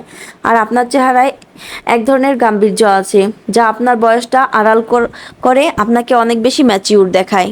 আপনি হয়তো ভুলে গেছেন আমার ভাই ইতিমধ্যে এক বাচ্চার বাবা হয়ে গেছে। সাজিদ এবং হামিদ দুজনেই মুচকি হাসলো। হাসির আড়ালেই চাপা পড়ে গেল আরও অনেকগুলো প্রশ্ন। চারুলতার ভিতর থেকে অনিচ্ছাকৃত একটা দীর্ঘশ্বাস বেরিয়ে এলো। অপ্রাপ্তির খাতায় আরও কিছু যোগ হলো, কি যেন একটা পাওয়া হলো না। সেই অপ্রাপ্তির নাম কি শিহাব? এই অযাচিত প্রশ্নের উত্তর দিতে পারল না চারুলতা নিজেও। বধূবেশে চারুকে দাঁড়িয়ে থাকতে দেখে অবাক হলেন নাজমা বেগম। আরও বেশি অবাক হলেন সাজিদকে পাশে দেখে। চারুলতা নাজমা বেগমের পা ছুঁয়ে সালাম করতেই তিনি হালকা বাধা দিলেন। এইসব কি মা, তোমার এই সাজ পোশাক কেন? মা, আমি আর চারুলতা আজ বিয়ে করেছি। নাজমা বেগম অবাক হলেও ঠোঁটের কোণে মুচকি হাসি ফুটে উঠল। বিয়ে করেছিস? কখন? আমাকে জানালি না কেন? আমরা দুজনেই অ্যাডাল্ট আন্টি, আমাদের অভিভাবক প্রয়োজন নেই। নাজমা বেগমের মুখের হাসি বিলীন হয়ে গেল। সাজিদও স্তব্ধ হয়ে তাকিয়ে রইল সেদিকে। সে ভাবতেও পারেনি চারু এমন একটা জবাব দেবে। চারু মূলত নাজমা বেগমকে একটু বাজিয়ে দেখতে চাইছে, তার আচার আচরণ পর্যবেক্ষণ করা প্রয়োজন। এসো, তোমরা ভেতরে এসো। দুজনেই ভেতরে প্রবেশ করলো। চারু সোফায় বসলেও সাজিদ নিজের ঘরে প্রবেশ করলো। কাগজপত্রগুলো আগে ভালো করে রাখা প্রয়োজন। তুমি কি আমার উপর কোনো কারণে রেগে আছো মা? না তো, রাগ করবো কেন? না মানে, আমাকে না জানিয়ে বিয়ে করলে, এর জন্য জিজ্ঞেস করলাম। না আন্টি, আসলে হঠাৎ করেই। থাক মা, বলতে হবে না। বিয়ে করে নিয়েছো ভালো কথা, আমিও চাইতাম তোমাকে আমার ছেলের বউ করব। কি যে খুশি লাগছে আমার, তোমাকে বোঝাতে পারবো না মা। নাজমা বেগমের খুশিটা স্পষ্ট, তিনি সত্যিই খুশি হয়েছেন। কোনো বানোয়াট কথা বা খুশি তিনি প্রকাশ করছেন না, কিন্তু খুশি হওয়াটাই অস্বাভাবিক লাগছে চারুর কাছে। তিনি কেন খুশি হবেন? না জানিয়ে বিয়ে করার কারণে একটু হলেও তো মন কষাকষি হওয়ার কথা। দুপুরবেলা চারুর সকল জিনিসপত্র ছাদের সেই ঘরটার থেকে সাজিদের ঘরে নিয়ে আসা হয়েছে। মাঝে মাঝে দু একজন প্রতিবেশী এসে দেখে যাচ্ছেন চারুকে। মোটামুটি সকলেই প্রশংসা করছে চারুর। সবচেয়ে অবাক করা ব্যাপার, চারু যে এখানে এতদিন যাবৎ আছে তা তারা কেউই জানতো না। নাজমা বেগমও সবাইকে বলেছেন তিনি নিজেই সাজিদকে বিয়ে করিয়ে চারুকে ঘরে তুলেছেন। চারুও মোটামুটি হাসি মুখেই সকলের সাথে কথা বলল। সারাদিন ক্লান্তি শেষে চারু ঘরে যাওয়ার সুযোগ পেল। ক্লান্তিতে শরীর অবসাদ হয়ে আসছে, শরীরে বিন্দুমাত্র জোর পাওয়া যাচ্ছে না। তার উপর আজ থেকে অন্য আরেকজনের ঘরে থাকতে হবে তাকে, অন্য আরেকজন পুরুষের সাথে থাকতে হবে। জামাল হোসেনের কথা মনে আসতেই ঘৃণায় চোখ মুখ কুঁচকে এলো চারুর। সাজিদও কি এমন ব্যবহার করবে? হয়তো হ্যাঁ, হয়তো না, যা কিছুই হতে পারে। চারু লম্বা একটা শাওয়ার নিয়ে বের হতেই সাজিদকে দেখা গেল। কিছু ফাইল নিয়ে কাজ করছে সে। চারুর সাথে চোখাচোখি হতেই একটু মুচকি হাসলো, তবে চারু হাসলো না। অকারণে হাসা পাগলের লক্ষণ। রাতে কিছু খেয়েছেন চারুলতা? খেতে ইচ্ছে করছিল না। অনেক সময় ইচ্ছের বাইরে অনেক কিছু করতে হয়। সারাদিন নিশ্চয়ই সকলের সাথে হাসি মুখে কথা বলতে বলতে ক্লান্ত হয়ে গেছেন। আপনি তো আবার হাসতে পছন্দ করেন না। কথাটা বলে হাসলো সাজিদ নিজেই, তবে চারু হাসলো না। সাজিদ একটা প্লেটে কিছু খাবার নিয়ে এলো, তবে চারুর কেন যেন খেতে ইচ্ছে হলো না। খেয়ে নিন চারুলতা, বিশ্বাস করুন আমার সত্যিই খেতে ইচ্ছে করছে না। এই যে বললাম, অনেক সময় ইচ্ছের বাইরেও অনেক কিছু করতে হয়। আমার কিন্তু অনেক দিনের ইচ্ছা ছিল বইয়ের হাতে খাবার খাওয়া। এই আশায় আমিও আজ রাতে খাইনি। কেন আপনার প্রাক্তন স্ত্রী কি আপনার সেই আশা পূরণ করেনি? সাজিদ কিছুটা অপ্রস্তুত বোধ করলো। চারুর এমন উত্তর সে আশা করেনি। সাইমার কাছে এসব ন্যাকামি মনে হতো চারুলতা, তার কাছে এসবের জন্য সময় ছিল না। আজকে আমাদের দিনে তার কথা না টানি। তবে আপনার আশা রাখতে আপনাকে খাইয়ে দিতেই পারি, তবে আমি খাবো না। আমার জন্য না হয় আজকে একটু কষ্ট করলেন। চারুলতার কথা না বাড়িয়ে খাবারের প্লেট নিয়ে বসলো। আপনার নিজের স্বামীকে নিয়ে কোনো স্বপ্ন ছিল না চারুলতা? স্বামীকে নিয়ে স্বপ্ন দেখার আগেই আমার বিয়ে হয়, আর বিয়ের পর তার জঘন্য রূপ দেখে আর স্বপ্ন দেখাটা হয়ে ওঠেনি। দেখতে ইচ্ছে হয় না? সত্যি বলতে হয় না, তবে ছোটবেলায় আমি নৌকায় চড়তে খুব ভালোবাসতাম। আমার তাই সবসময় নৌকায় চললেও আমাকে কখনো নেয়নি। আমার ভাই সবসময় নৌকায় চললেও আমাকে কখনো নেয়নি। তখন মা বলতো আমার স্বামী নাকি আমাকে নিয়ে নদীতে জ্যোৎস্না বিলাস করবে। এই শব্দটা আমার কাছে নতুন ছিল, তাই ভাবতাম সে আমাকে নিয়ে রাতের বেলায় নৌকায় উঠবে। অনেকদিন পর্যন্তই এই ইচ্ছে ছিল আমার। অবশ্য অন্যান্য ইচ্ছের মতো এই ইচ্ছেটাও মরে গেছে অনেক আগেই। জ্যোৎস্না বিলাস করবেন চারুলতা? আমার জানা মতে ঢাকা শহরে এই মস্ত বড় বিল্ডিং এর মাঝে জ্যোৎস্না বিলাস হয় না। কে বলেছে হয় না? করলেই হয়। চলুন খাওয়া শেষ করে জ্যোৎস্না বিলাস করব। চারুলতা কথা বাড়ালো না। খাওয়া শেষ হতেই সাজিদ চারুকে নিয়ে গেল টেরেসে। সৌভাগ্যক্রমে আজ পূর্ণিমা। পূর্ণচন্দ্র নিজের আলো ছড়িয়ে চারুদিকে মোহনীয় মায়ায় আবৃত করে দিয়েছে। চাঁদের নরম আলোয় ঢাকার এই মস্ত বড় বিল্ডিংগুলো সুন্দর লাগছে। আসলেই কিছু জিনিস সবসময় আশেপাশে সবকিছুকে মায়াবী করতে সক্ষম। আকাশের চাঁদ পরিবেশকে মায়া মায়াময়ী রূপ দান করেছে, আর সেটার দিকে তাকিয়ে থাকা চারু মুগ্ধ করেছে সাজিদকে। এই মেয়েটা সত্যিই অনন্য সাধারণ। হাজারো খারাপ কাজ করার পরেও হয়তো মেয়েটার প্রতি কেউ ঘৃণার অনুভব আনতে পারবে না। এমন মায়াবী চেহারা কি আদেও ঘৃণা করা যায়? একটা কথা বলি চারুলতা। বলুন। বললে বিশ্বাস করবেন? বিশ্বাস করার মতো কথা বিশ্বাস করার মতো হলে করব। আমি আপনাকে ভালোবাসি চারুলতা। বিশ্বাস করেছেন? পুরোপুরি করতে পারছি না। সে যোগ্যতা কি আদেও আমার আছে? আপনি নিজেও জানেন না আপনার মাঝে ঠিক কী আছে। হাজারো অস্বস্তির ভিড়ে এক টুকরো প্রশান্তি আপনি। আপনাকে হাজারবার ভালোবাসি বললেও আমি ক্লান্ত হব না চারুলতা। গুছিয়ে কথা বলতে জানেন আপনি? আপনার চেয়ে বেশি সম্ভবত নয়। আমাকে ভালোবাসা সহজ না সাজিদ। আমি যে সেই কঠিন কাজ করে দেখিয়েছি চারুলতা। শেষ পর্যন্ত আপনার হাত ধরে থাকার অঙ্গীকারবদ্ধ হয়েছি। আমার ভালোবাসা দ্বারা আপনার জীবনের বিষাদময় কাঁটাগুলো আমি দূর করে দেবই চারুলতা। মিথ্যা আশা দেবেন না সাজিদ। আমি যে ভালোবাসা প্রচণ্ড ভয় পাই। আমি জানি না আপনার কাছে ভালোবাসার সংজ্ঞা কী, তবে আমি আপনাকে আমার সকল ভালোবাসা দিতে চাই। আমার ভালোবাসায় বিলীন হয়েই না হয় আপনি ভালোবাসার নতুন সংজ্ঞা দেবেন। চারু কোনো উত্তর দেয় না। দিতে ইচ্ছে হয় না। আসলেই চারুর বাঁচতে ইচ্ছে হয়, খুব করে বাঁচতে ইচ্ছে হয়, কিন্তু বাঁচার জন্য তার কোনো কারণ নেই। আজ খুব করে ইচ্ছে করছে কারোর জন্য বাঁচতে। চারুলতা, আমি কি আপনাকে জড়িয়ে ধরতে পারি? পারেন। সাজিদের ধারণা ছিল চারু লজ্জায় মুখ লুকাবে, কিন্তু এমন কিছুই হলো না। খুব স্বাভাবিকভাবেই অনুমতি দিল সে। অবশ্য সাজিদের আগেই ভাবা উচিত ছিল সে অন্য কোনো মেয়ে নয়, বরং চারুর সাথেই আছে। এই মেয়ে তো ভিন্ন হবেই। সাজিদ এক হাত দিয়ে জড়িয়ে নিল চারুকে। কিছুটা অস্বস্তি বোধ করছে সে, কিন্তু চারুর মাঝে এমন কিছুই লক্ষণীয় নয়। সাজিদ ধীরে ধীরে ঘনিষ্ঠ হওয়ার চেষ্টা করলো চারু বাধা দিল না। চারুর বাধা না পেয়ে আরও একটু কাছাকাছি সে চলে গেল।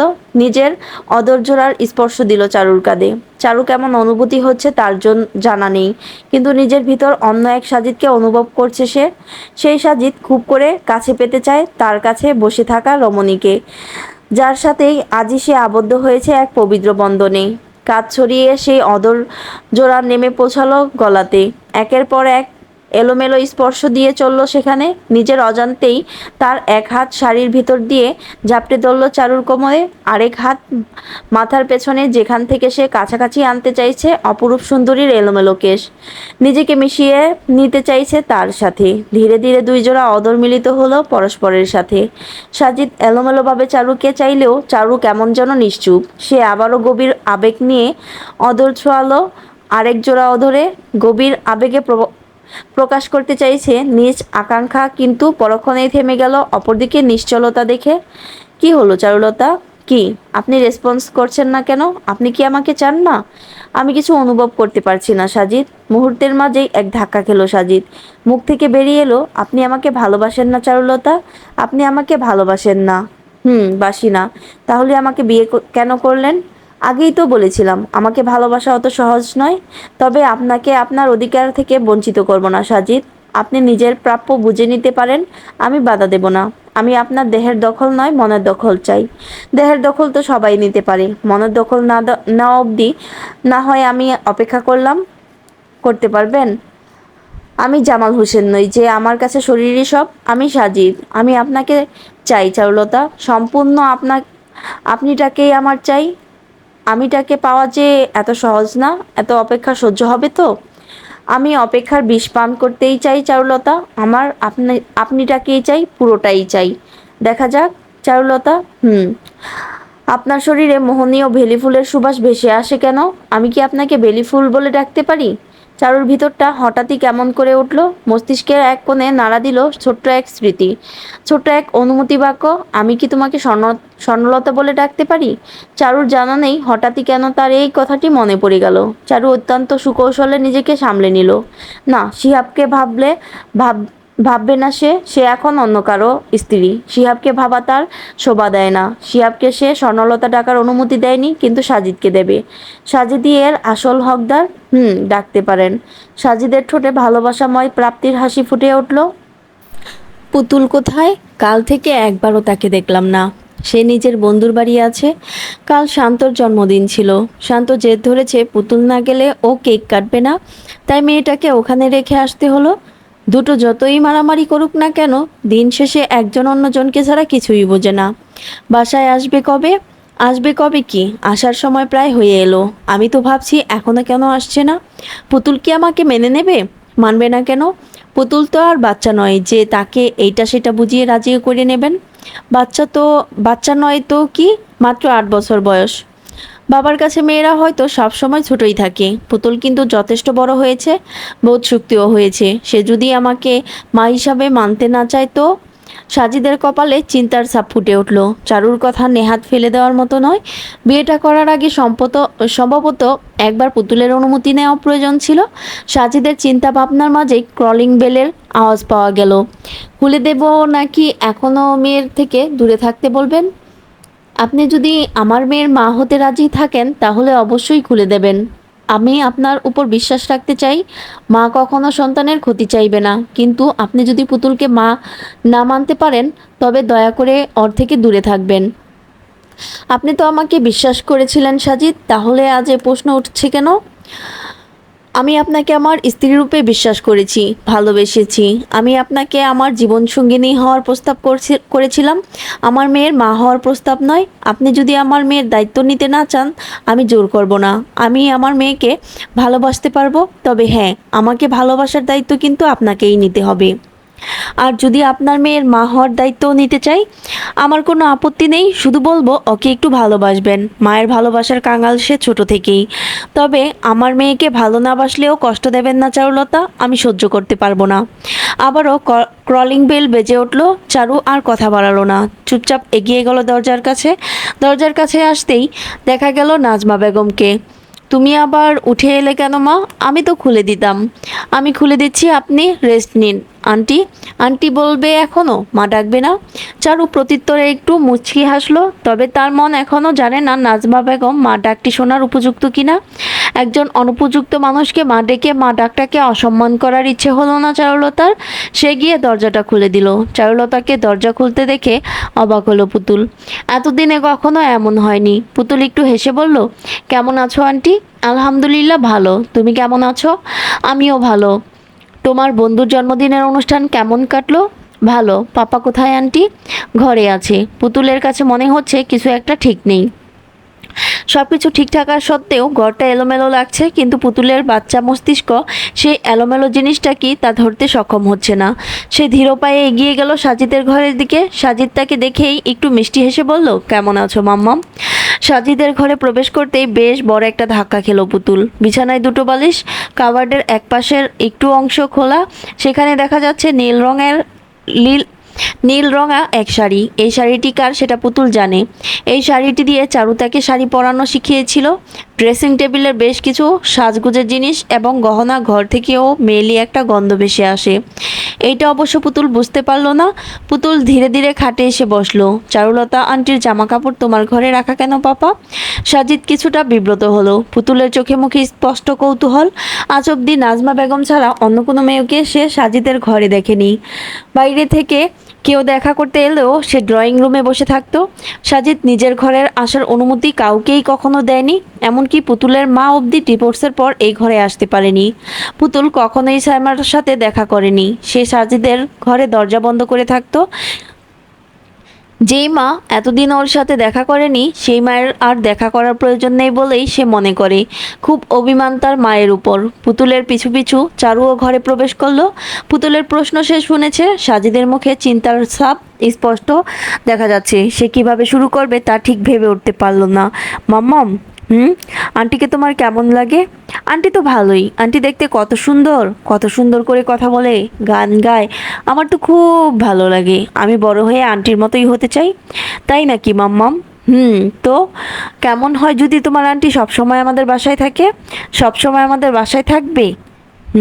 কিভাবে? ধরো তোমার মা হয়ে। পুতুলের মুখ হঠাৎই অন্ধকারাচ্ছন্ন হয়ে গেল। চোখে মুখে ফুটে উঠল তীব্র বিষাদ। তুমি বিয়ে করে নিয়েছো পাপা? এভাবে? পুতুলের কণ্ঠে কিছু কিছু ছিল। সাজিদ সম্পূর্ণ দিশেহারা হয়ে গেল। মাম্মাম, তুমি আমার জন্য সত্য মা এনেছো? মাম্মাম তুমি? সেও কি নিশুর মায়ের মতোই হবে? নিশুর মা মারা যাওয়ার পর ওর বাবা আবার বিয়ে করে আনে। তারপর থেকেই ওর সৎ মা ওকে অনেক কষ্ট দেয়। তুমি আমার জন্য সৎ মা কেন আনলে পাপা? এর চেয়ে তো ভালো ছিল তুমি আমাকে আমার মাই এনে দিতে। সে তো অন্তত আমাকে কষ্ট দিত না। এতক্ষণ যাবৎ সকল ঘটনায় প্রত্যক্ষ করছিল চারু। তার কোনো রকম অনুভূতিই হচ্ছে না। ও সম্ভবত এসব কিছুর জন্য প্রস্তুতি ছিল। চারু একবার পুতুলকে ডাকলো। পুতুল ওর দিকে তাকালো কিন্তু কোনো উত্তর করলো না। পুতুল, মা তোমার কি মনে হয় আমি এমন কেউ যে বাচ্চাদের অত্যাচার করি? নিশুর মাকেও এমন মনে হয় না। সেও খুব সুন্দর দেখতে। নিশুর মাকে টেনো না এখানে। তুমি আমাকে দেখো। কি মনে হয় আমাকে দেখে? চারুর কণ্ঠস্বরে কিছু একটা ছিল যা খুব সহজে পুতুলের মনে জায়গা করে নিল। সত্যি বাচ্চারা খুব সহজ সরল হয়। তাদের যেভাবে খুশি গড়ে নেওয়া যায়। চারুর কণ্ঠস্বরে বোধ হয় এমন মায়া ছিল। তুমি কি সত্যিই নিশুর মায়ের মতো ব্যবহার করবে না আমার সাথে? আমার ভালো মা হবে? আপনি যে কাইল চারুরে নিয়ে বাইরে গেলেন, ওরে নিয়ে আসলেন না কেন? ওরে কোথায় রাইখা আসলেন? আমি তো বলছিলাম এখন থেকে ও আমাগো সাথেই থাকবো। কালকের কথা টানতাছো কেন? তাইলে টানমু না। আমি কাইল তাড়াতাড়ি ঘুমাইয়া গেছি। আপনি কখন আইসেন টের পাই নাই। ভালা কাম করছো। এখন আমার মাথা না খাইয়া যাও নাস্তা বানাও। কিন্তু চারু সংসার আছে। নিজের সংসার রাইখা ও তোমার কাছে আইসা পইরা থাকবো কেন? চারুর সংসার আছে মানে ওর বিয়া হইল কবে? কাল। আপনি কি আমার সাথে মজা নিতেছেন? মজা নিমু কেন? ওর কি বিয়া হইতে পারে না? পারবো না কেন? কিন্তু আমি তো কিছুই জানতাম না। ও কি কোনো জায়গায় স্বাক্ষর করেছে? তোমারে না জানাই ও বিয়া করব না? তা হইব কেন? কিন্তু আপনি আমারে জানাইলেন না কেন? আমিও যাইতাম। হঠাৎ এর মধ্যে কিছু জানাইলেন না, শুনাইলেন না। তোমার কি এই অপয়া চেহারা নিয়ে কোনো শুভ কাজ গেলে সেই শুভ কাজ নষ্ট হইবই? তোমারে কোন দুঃখে আমি এমন এক জায়গায় নিয়ে যাব? নিজের চেহারা কোনোদিন আয়নায় দেখছো? ফাতেমা ভীষণ রকম অপমানিত বোধ করলো। চোখ জলে ভরে এলো। হামিদের অবহেলাগুলো আর সহ্য হচ্ছে না। আপনি আমার এই কথায় কথায় এমন অপমান করেন কেন? তুই কি সম্মানের যোগ্য যে তোরে সম্মান করমু? নিজের চেহারা দেখছো চাই নাই? দেখছি, ভালো করেই দেখছি। আপনি কেন দেখেন নাই? আমি কি আপনারে জোর কইরা কইছিলাম আমারে বিয়া করেন?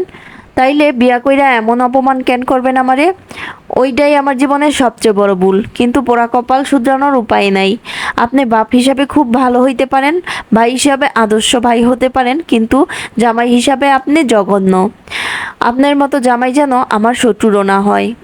এতই যখন আমারে নিয়ে সমস্যা, যা না তোর বাপের বাড়ি যা। আমিও দেখমু তোরে কয়দিন রাখে। আজ যাওনের জায়গা নাই দেখাই আপনি আমারে এমন অবহেলা করেন। যেই দিন থাকবো না ওই দিন বুঝবেন আমি কি ছিলাম। হায়রে ফ্যামিলি ড্রামা, কতবার তো কইলি এই কথা। আজ অব্দি তো গেলি না। তুই গেলে আমি একটা সুন্দর মাইয়া বিয়া কইরা আনমু। দেখ আমার মাইয়ার দিকে চাইয়া দেখ, একবারে পরীর মতো হইছে। তোর লগে থাকলে ও কালা হইয়া যাইব। তুই তুই গেলে আমার বাপ মাইয়া দুজনেই বাঁচি, কবে যাবি? ফাতেমা চোখের জল বাদ মানতে চায় না। আর কত অপমানিত হতে হবে তাকে, আর কত অবহেলা সহ্য করতে হবে। মাঝে মাঝে ইচ্ছে হয় গলায় দড়ি দিতে, কিন্তু মেয়েটার মুখের দিকে তাকিয়ে দেওয়া হয় না। মেয়েটা না আসলে বোধ হয় ঠিকই ফাতেমা গলায় দড়ি দিয়ে হামিদের পথের কাঁটা সরিয়ে দিত। এমন জীবন আর সহ্য হয় না। বিষণ্ণ মুখে সে চলে গেল নাস্তা বানাতে। কিছু মানুষের জন্মই হয় অবহেলা পাওয়ার জন্য, মৃত্যুর আগ অবধি তারা কেবল অবহেলাই সহ্য করে যায়। নাস্তা বানানোর প্রায় শেষ পর্যায়ে হামিদ রান্নাঘরে এলো। ফাতেমা দেখেও এক প্রকার না দেখার ভান করলো। এক গ্লাস পানি দাও তো। হামিদের দিকে না তাকিয়ে ফাতেমা গ্লাস পানি ঢেলে দিল। হামিদ ফাতেমাকে পাশে বসে পড়ল। আরে আরে কি করেন? এইখানে বহেন কেন? তোমার কি বিন্দুমাত্র আক্কেল নাই? পানি আবার কেউ দাঁড়াইয়া খায় নাকি? ঘরে বৈশা খান, এইখানে গরমের মধ্যে। তোমার মতো আজব মাইয়া আমি দুনিয়ায় আর দেখি নাই, বুঝছো? আমি তোমারে এত অপমান করি, তাও আমার কথা এত ভাবো কেন? জামাইয়ের পায়ের নিচে স্ত্রীর বেহেশত। আপনার কথা না ভাবলে আর কার কথা ভাবমু? কে কইছে জামাইয়ের পায়ের নিচে বেহেশত? এমন কোনো হাদিস নাই, তবে জামাইয়ের স্থান অনেক উপরে, মাইনা চলতে হয়। আমার মাঝে কইতো, তিনি সম্ভবত ভুল জানতেন। হাদিস কোরআন কোথাও এমন বলা হয় নাই। ও ফাতেমা, যা কইছি রাগের মাথায় কইছি, কিছু মনে নিও না। আর চারুরে কিছু বইল না এসব। ফাতেমা ফিক করে হেসে ফেললো। ফাতেমার হাসি দেখে হামিদ তার ভ্রুযুগল কুঁচকে ফেললো। হাসো কেন? আপনি চারুরে খুব ভয় পান, তাই না? এইসব ফাউল কথা তোমারে কে কইছে? কাইল যখন চারু কইছিল রান্নাঘর থেকে লঙ্কা গুঁড়ো আনবো, আপনি তখন দৌড়াইয়া বাথরুমে ঢুকে গেছিলেন। আর যেইখানে আপনার গোসল করতে মাত্র 10 মিনিট লাগে, আপনি ওইখানে 1 ঘন্টা বাথরুমে ঢুকে বসা ছিলেন। ও আচ্ছা, দেখা দিছো? ভুইলা যাও, জামাইয়ের অপমান মনে রাখতে হয় না। ফাতেমা আবারও হেসে ফেলল। হামিদের আচরণগুলো সে ঠিক বুঝে উঠতে পারে না। কখনো ভালো তো কখনো খারাপ, কিন্তু এত কিছুর মাঝেও হামিদকে ঘৃণা করার সাধ্য তার নেই। ভালোবাসা সব সময় যুক্তিতর্ক না মেনেই হয়। তাই হামিদের এত অবহেলার পরেও হামিদকে সে ঘৃণা করতে পারে না, সম্ভব না। ফাতেমা, চারুর সাথে দেখা করতে চাইবা? আমি আমারে কইতেছেন? এইখানে তুমি ছাড়া আর কে আছে? সত্যি নিয়ে যাইবেন? আপনি নিয়ে গেলে জামু। চারুর জামাই কি করে? পুলিশ। ও বাবা, গেলে আবার আমাদের জেলে ঢুকিয়ে দিব না তো? হামিদ উচ্চস্বরে হেসে উঠল। ফাতেমা অপলক চেয়ে থাকে সেদিকে। সত্যি ছেলেটার হাসি খুব সুন্দর, অসম্ভব রকমের সুন্দর। যাও তৈরি হয়ে আসো। আচ্ছা।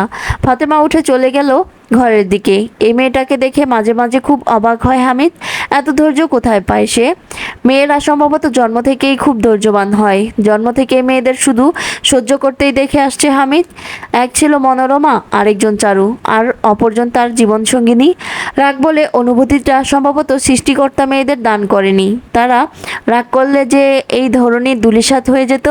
তবে হামিদ হয়তো জানে না মেয়েদেরও রাগ হয়, কষ্ট হয়, অভিমান হয়। হামিদ কি কখনো ফাতেমার ভিতরে সুপ্ত রাগ, সুপ্ত অভিমান দেখতে পারবে? হয়তো না। হামিদের কাছে চিরকাল তা অপ্রকাশিতই থেকে থেকে যাবে। ও মা, তুমি রান্নাঘরে আসছো কেন? আমি তো রান্না করতাম। তুমি বাচ্চা মানুষ, এইসব করতে পারো নাকি? পারবো না কেন? বাসায় সবসময় আমি রান্না করতাম। ভালো কাজ করতে, তবে এখন থেকে করবে না। তুমি আমার ছেলের বউ না, তুমি আমার মেয়ে। আর আমার মেয়েকে আমি কোনো কাজ করতে দেব না। যতদিন আমার 2 হাতে জোর আছে আমি রান্না করে খাওয়াবো। আর যেদিন পারবো না সেদিন কাজের লোক রাখবো। তাও আমার মেয়েকে আমি কাজ করতে দেব না। নাজমা বেগম যথেষ্ট আন্তরিকতা দেখাচ্ছেন। সে কোনো রকম অভিনয় করছে না। তার ভালোবাসাটা সত্য, কিন্তু যুক্তিহীন। কিছু একটা স্বাভাবিক নয়। নাজমা বেগমের এমন ব্যবহার চারুকে সহজ করার বদলে আরও কেমন অস্বস্তিতে ফেলে দিচ্ছে। আজ কি খাবে বলো তো মা? আজ সব তোমার পছন্দ অনুযায়ী রান্না হবে। আমার তেমন কোনো পছন্দ নেই আন্টি। আপনি বরং আপনাদের 3জনের পছন্দের খাবার বানান, আমি সাহায্য করি। তা কি করে হয়? একজন মানুষের কিছু পছন্দ নয়, তা কি কখনো সম্ভব? সবই পছন্দের আন্টি, আবার কিছুই আমার পছন্দ নয়। তুমি খুবই অদ্ভুত চারুলতা। কিছুটা না মা, অনেকটা। চারু কথা বাড়ল না। সম্পূর্ণ কাজ নাজমা বেগম এক হাতেই সামলানেন। চারুকে কোনো কিছুই করতে দিলেন না। চারু চেয়েও সবটা স্বাভাবিকভাবে নিতে পারছে না। চারুর এ সন্দেহ কি অহেতুক, নাকি আসলেই এর কোনো ভিত্তি আছে? সাজিদকে কিছুটা বাজিয়ে দেখা যায়, ও কিছু জানতেও পারে। সাজিদ, এই আপনি শরীরে বেলি ফুলের স্মেল কোথা থেকে আসে বলুন তো? আপনি ঘরে প্রবেশ করলেই সম্পূর্ণ ঘরে ফুলের সুবাস ছেয়ে যায়। একটু বেশি হয়ে গেল না? না, বেশি হলো না। বিশ্বাস না হলে আপনি মা কিংবা পুতুলকে জিজ্ঞাসা করতে পারেন। ছাদে থাকা বেলি ফুল গাছ থেকে প্রতিদিন একটা ফুল আমি নেই, কিন্তু তাতে সম্পূর্ণ ঘর ফুলের সুবাসে ছেয়ে যাবে তা আমি বিশ্বাস করি না। আপনি বিশ্বাস না করলে সত্যটা মিথ্যা হয়ে যাবে না বেলি ফুল? আপনার পরিবারটা খুবই সুন্দর সাজিদ। তাই নাকি? কি দেখে হঠাৎ এতদিন পর আপনার এই কথা মনে হলো? আন্টিকে দেখে। উনি কি সুন্দর ভালোবেসে কথা বলেন, কাজ করেন, একদম নিজের মেয়ের মতো। আসলে আমার মায়ের মেয়ের খুব শখ ছিল, ছোট থেকেই। আল্লাহ দেননি। বাবা মারা যাওয়ার পর চিন্তা ভাবনা করলেন আমার বউকেই মেয়ের জায়গাটা দেবেন।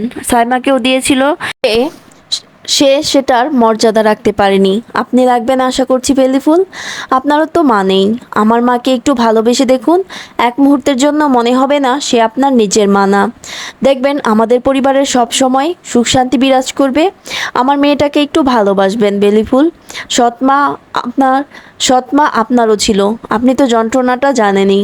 আমার মেয়েকে আমি তেমন কোনো কষ্ট পেতে দেখতে পারবো না। আমার কিছু বলার নেই সাজিদ, শুধু বলতে পারবো ভরসা রাখবেন। দরজায় কলিং বেল বেজে উঠল। চারু জানে নাজমা বেগমই খুলবে, কিন্তু তারপরও সে গেল। যথারীতি চারুর সন্দেহ এবারেও সঠিক হলো। চারুর আগে নাজমা বেগম এসেছেন। তিনি গিয়ে দরজা খুলে দিলেন। দরজার সামনে থাকা ব্যক্তিটিকে সম্ভবত সে জিজ্ঞেস করলো কাকে চাই। চারু কিছুটা সামনে এগোতেই দেখলো হামিদ, লতা এবং ফাতেমা। হামিদ ততক্ষণে নিজের পরিচয় দিয়ে দিয়েছে। হামিদকে দেখে চারুর থেকেও বেশি খুশি হলেন নাজমা বেগম। তিনি দ্রুত তাদের ভেতরে ঢুকালেন। চারু বেশ অবাক হলো, নাজমা বেগম হামিদকে কিভাবে মেনে নিল। তিনি তো জানতেন এই দুনিয়ায় চারুর আর কেউ নেই। হামিদকে দেখে তার তেমন কোনো ভাবান্তর হলো না। নাজমা বেগম সমানে বলে যাচ্ছেন হামিদ এবং ফাতেমাকে বসতে। নাজমা বেগমের ব্যবহারে হামিদও কিছুটা ভড়কে গেল। মহিলা এমন করছে কেন? হামিদ চারুর দিকে তাকালো, জিজ্ঞাসাবোধক চাহনি। সম্ভবত মহিলার এমন করার কারণ জানতে চাইছে। চারু চোখের ইশারায় হামিদকে স্বাভাবিক থাকতে বলল। প্রথমবার বোনের শ্বশুর বাড়িতে এসেছে, খালি হাতে তো আসা যায় না। হামিদ হাতে করে অনেক কিছুই নিয়ে এসেছে। এসব দেখে নাজমা বেগম বললেন, আরে বাবা, এইসব আবার আনতে গেলে কেন? তোমরা যে এসেছো তাতেই আমি খুব খুশি হয়েছি। চারু নিজের মনের প্রশ্নটা আর চেপে রাখতে পারল না। সে জিজ্ঞেস করেই ফেলল কথাটা, আন্টি আপনি কিভাবে আমার ভাইকে চিনলেন? ওই ওই তো বলল ওর নাম হামিদ, আর সাজিদ বলেছিল তোমার ভাইয়ের নাম হামিদ। আর তাছাড়া আলাদা করে চেনার কি আছে? তোমাদের দুজনকে দেখে যে কেউই বলে দেবে তোমরা ভাই বোন। নাজমা বেগমের স্বাভাবিক উত্তর তবে স্বাভাবিক হতে পারল না চারু।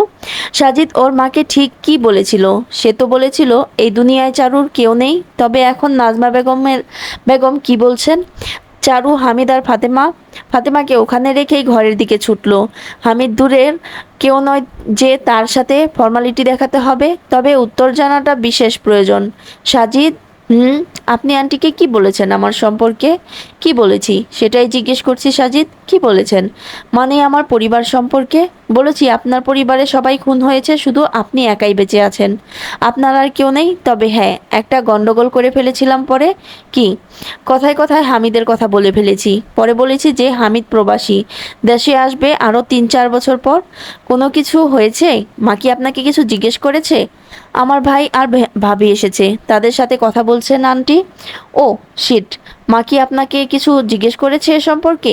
না, ভাগ্যিস হামিদের কথা বলেছিলাম, নইলে কি হতো ভাবতে পারছেন বেলি ফুল? কাজিন বলেও চালানো যেত না। আপনাদের দুজনকে দেখলে যে কেউই বুঝতে পারবে আপনাদের সম্পর্কে। অন্যদিকে আমি আমার মায়ের কাছে মিথ্যাবাদী প্রমাণিত হতাম। শুনুন ভেলিফুল, মা কিছু জিজ্ঞেস করলে বলবেন বাবা মায়ের মৃত্যুর সংবাদ পেয়ে হামিদ আগে চলে এসেছে। বুঝতে পেরেছেন? তার আর দরকার হবে বলে মনে হয় না। আন্টির হাবভাব মনে হয় না তিনি এমন কিছু জিজ্ঞেস করবে। না করলেই ভালো। চলুন তাড়াতাড়ি নিচে যাওয়া যাক। হামিদ উল্টাপাল্টা কিছু বললেই সর্বনাশ। সাজিদের কথায় চারু কিছুটা নিশ্চিত হলেও নাজমা বেগমের উপর থেকে সম্পূর্ণ সন্দেহ কেটে গেল না তার। এই মহিলাকে ঠিক বিশ্বাসযোগ্য লাগছে না। নাজমা বেগম হামিদ আর ফাতেমার জন্য কিছু রান্নাবান্না করলেন। দুপুরে খেয়ে যেতেই হবে। তবে এক্সট্রা দ্বিতীয়বার রান্না করায় ওনাকে বিরক্ত হতে দেখা গেল না। চারুকে বলল তাদের সাথে কথাবার্তা বলতে। অনেক দিন পর ভাই ভাবি আর ভাতিজির সাথে দেখা হলো। চারু দ্বিমত করেনি। চারু, তুমি খুব ভালো একখান শাশুড়ি পাইছো। কি ভালোবাসে তোমারে! আজকাল এমন শাশুড়ি পাওয়া যায় নাকি? সেটাই তো সমস্যা ভাবি। সমস্যা মানে? না কিছু না। তুমি এত কথা কইতাছো কেন? মাইয়ার খিদা পাইছে, যাও ওরে খাওয়াও। অনেকগুলো ঘর আছে। চারু ফাতেমাকে গেস্ট রুমে নিয়ে গেল। ফাতেমা না হয় লতাকে খাওয়াক, হামিদের সাথে কথা বলা প্রয়োজন। কেমন আছোস চারু? এখনো অবধি ভালোই। সাজিদ কেমন? আগের মতোই লাগছে এখনো অবধি। তবে নাজমা বেগম, ওই মহিলাটারে আমার সুবিধার লাগলো না। কথায় আছে না, অতি ভক্তি চোরের লক্ষণ, ওই টাইপের কিছুটা। কিছু কিছুটা না, অনেকটাই। আমি তো মনে কর ভয় পাইয়া গেছিলাম। মহিলা এমন করে কেন? কিছু একটা ঠিক নেই, বুঝলে? বুঝতাছি। তোর কি মনে হয় মহিলা বসের লগে কানেক্টেড? সম্ভবত হ্যাঁ, কিংবা না। মহিলা কানেক্টেড হলেই কি সাজিদ হবে না? জানি না, হতেও পারে। একটা জিনিস খেয়াল করছোস কি? আমার বসের এতগুলা বিশ্বস্ত মানুষ আমরা বসের এতগুলা বিশ্বস্ত মানুষ মারলাম, কিন্তু বসের কোনো হেলদোল নাই। কেন? খেয়াল করেছি, তবে বুঝতে পারছি না। হয়তো সে আরো বড় কোনো ষড়যন্ত্র করছে। এখন কি করবি? এই পরিবারটাকে অবজারভেশনে রাখবো। আমি নিশ্চিত এখানে কিছু একটা ঘাপলা আছেই। এমন সময়ই দরজায় নক করলো। দরজা বন্ধ ছিল না। কেউ ভদ্রতার খাতিরে নক করেছে। নিশ্চয়ই সাজিদ। চারু ভেতরে আসতে বলল। সন্দেহ ঠিকই ছিল। আসলেই সাজিদ। কেমন আছো হামিদ? ভালোই আছি। আপনি কেমন আছেন? আমিও ভালো। একটা কথা জিজ্ঞেস করতাম। হ্যাঁ, করো না। কেসটা কত দূর আগালো? আর সামনে যাব? আর সামনে যাবে? তোমরা তো বসের কাছে পৌঁছানোর কোনো উপায়ই রাখোনি। সবারই মোটামুটি ইন্নানিল্লাহ হয়ে গেছে। সাজিদের কথার ধরনে হেসে উঠল হামিদ। সাজিদ একটু মুচকি হাসলো। আচ্ছা ভেলিফুল, আপনি নাজিমুদ্দিনকে কিভাবে খুন করেছিলেন? এইটা আমি কম হলেও 10 বার বলেছি আপনাকে, কিন্তু এই 10 বার আপনি প্রতিবারই আমাকে নতুন কিছু না কিছু তথ্য দিয়েছেন। আবার একবার বলুন, আমি একটা ক্লুও ছাড়তে চাই না। সূর্য একেবারে মাথার উপর বিরাজমান অবস্থায় রয়েছে। গরমে নাজেহাল অবস্থা সকলের। সকলেই শুধু এই গরম কাটিয়ে একটু ঠান্ডা আবহাওয়া চায়, একটু প্রশান্তি চায়। কিন্তু প্রকৃতিকে দূষিত করার অপরাধে প্রকৃতির সকল দেশ সকল রাগ এসে পড়েছে মানুষের উপর। ঘরে সিলিং ফ্যান শব্দ করে চলছে। বাতাসটাও কেমন যেন ভ্যাপসা গরম।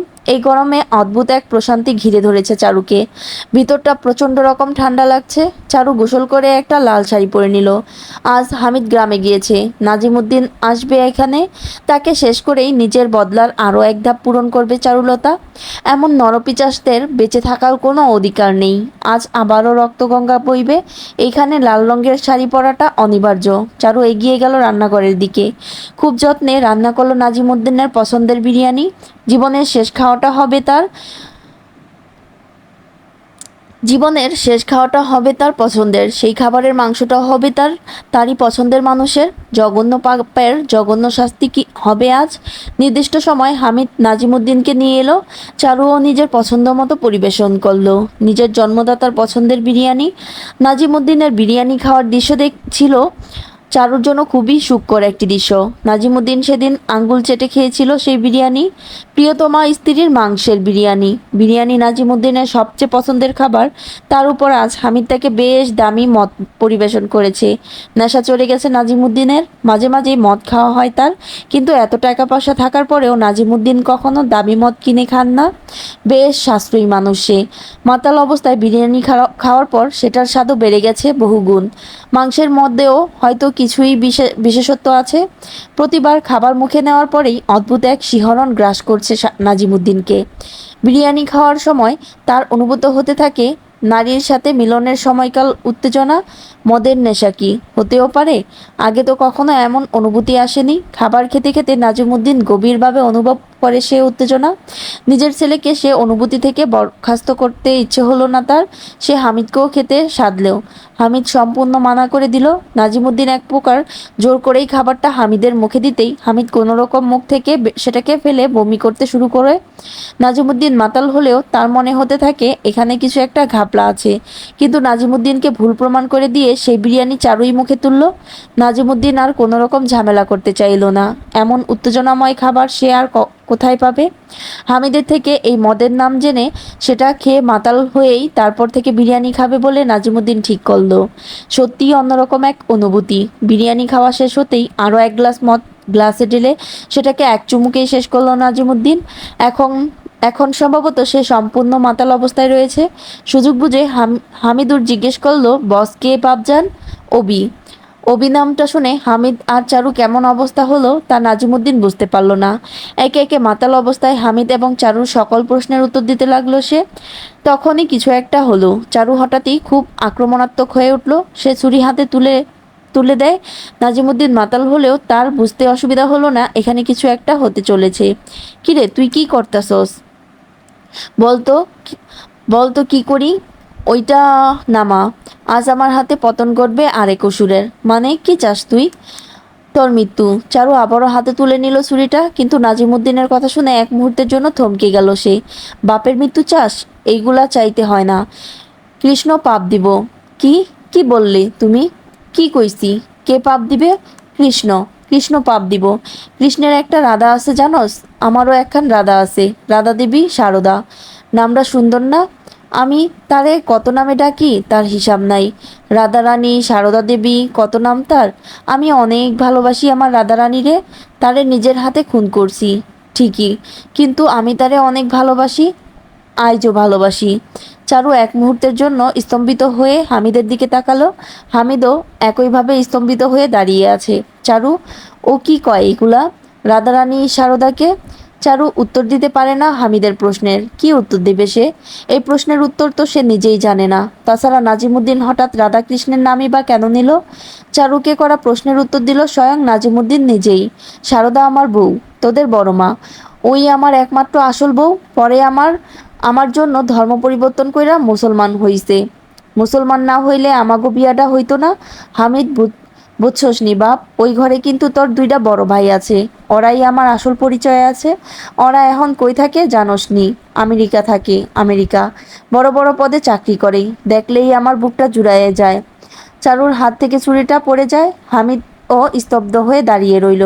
কোনো মতে নিজেকে সামলে নিয়ে প্রশ্ন করলো, আপনি সত্যিই কাউরে ভালোবাসেন? হ, বাসি তো, অনেক ভালোবাসি।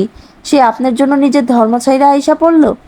ও একা ধর্ম ছাড়েনি, আমিও তো ধর্ম পাল্টায়া মুসলমান হইছি। মুসলিম হনের পর আমার নতুন নাম হয় সুবহান। আর তোর বড় মায়ের নাম আমি দেই রাহেলা খানম নেহা। সুন্দর হইছে না নামটা? আপনি জন্মগত মুসলমান না? না। এমনকি আমার ধর্মে যদি সারদারে বিয়াকরণের নিয়ম থাকতো, তাইলে আমি মুসলমানও হইতাম না। হামিদের মাথা ঘুরতে লাগলো। একসাথে এতগুলা ধাক্কাও সহ্য করতে পারছিল না। হামিদ কোনো মতে একটা চেয়ারে বসে পড়ল। গলা দিয়ে স্বর বের হতে চাইল না, তাও বহু কষ্টে উচ্চারণ করলো, আপনি এইভাবে প্ল্যান কইরা আমাগো আমাগো আর আমাগো মায়েরে ঠকাইলেন? এইসব আমার প্ল্যান নাকি? এগুলা তো সব বসের মাথার কারসাজি। আমি তো শুধু ভালোবাসছি আমার সারদা দেবীরে। রামনগর নামে বেশ বড়সড় একটা গ্রামে জন্মগ্রহণ করে নাজিমুদ্দিন ওরফে বিশ্বজিৎ। বিশ্বজিৎ নামটা তার মা মারা যাওয়ার আগেই ঠিক করে রেখে গিয়েছিল। গ্রামে হিন্দু মুসলিম মুসলিম উভয় সম্প্রদায় বসবাস করলেও সেখানে সংখ্যাগরিষ্ঠ ছিল ধর্মাবলম্বী হিন্দু ধর্মাবলম্বী। তথাপি হিন্দু মুসলমানদের মাঝে কখনো কলহ বাধে না।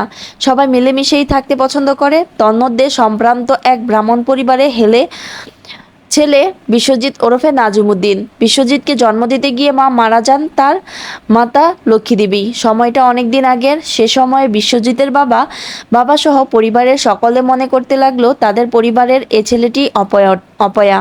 জন্মের পরেই নিজের মাকে খেয়েছে সে।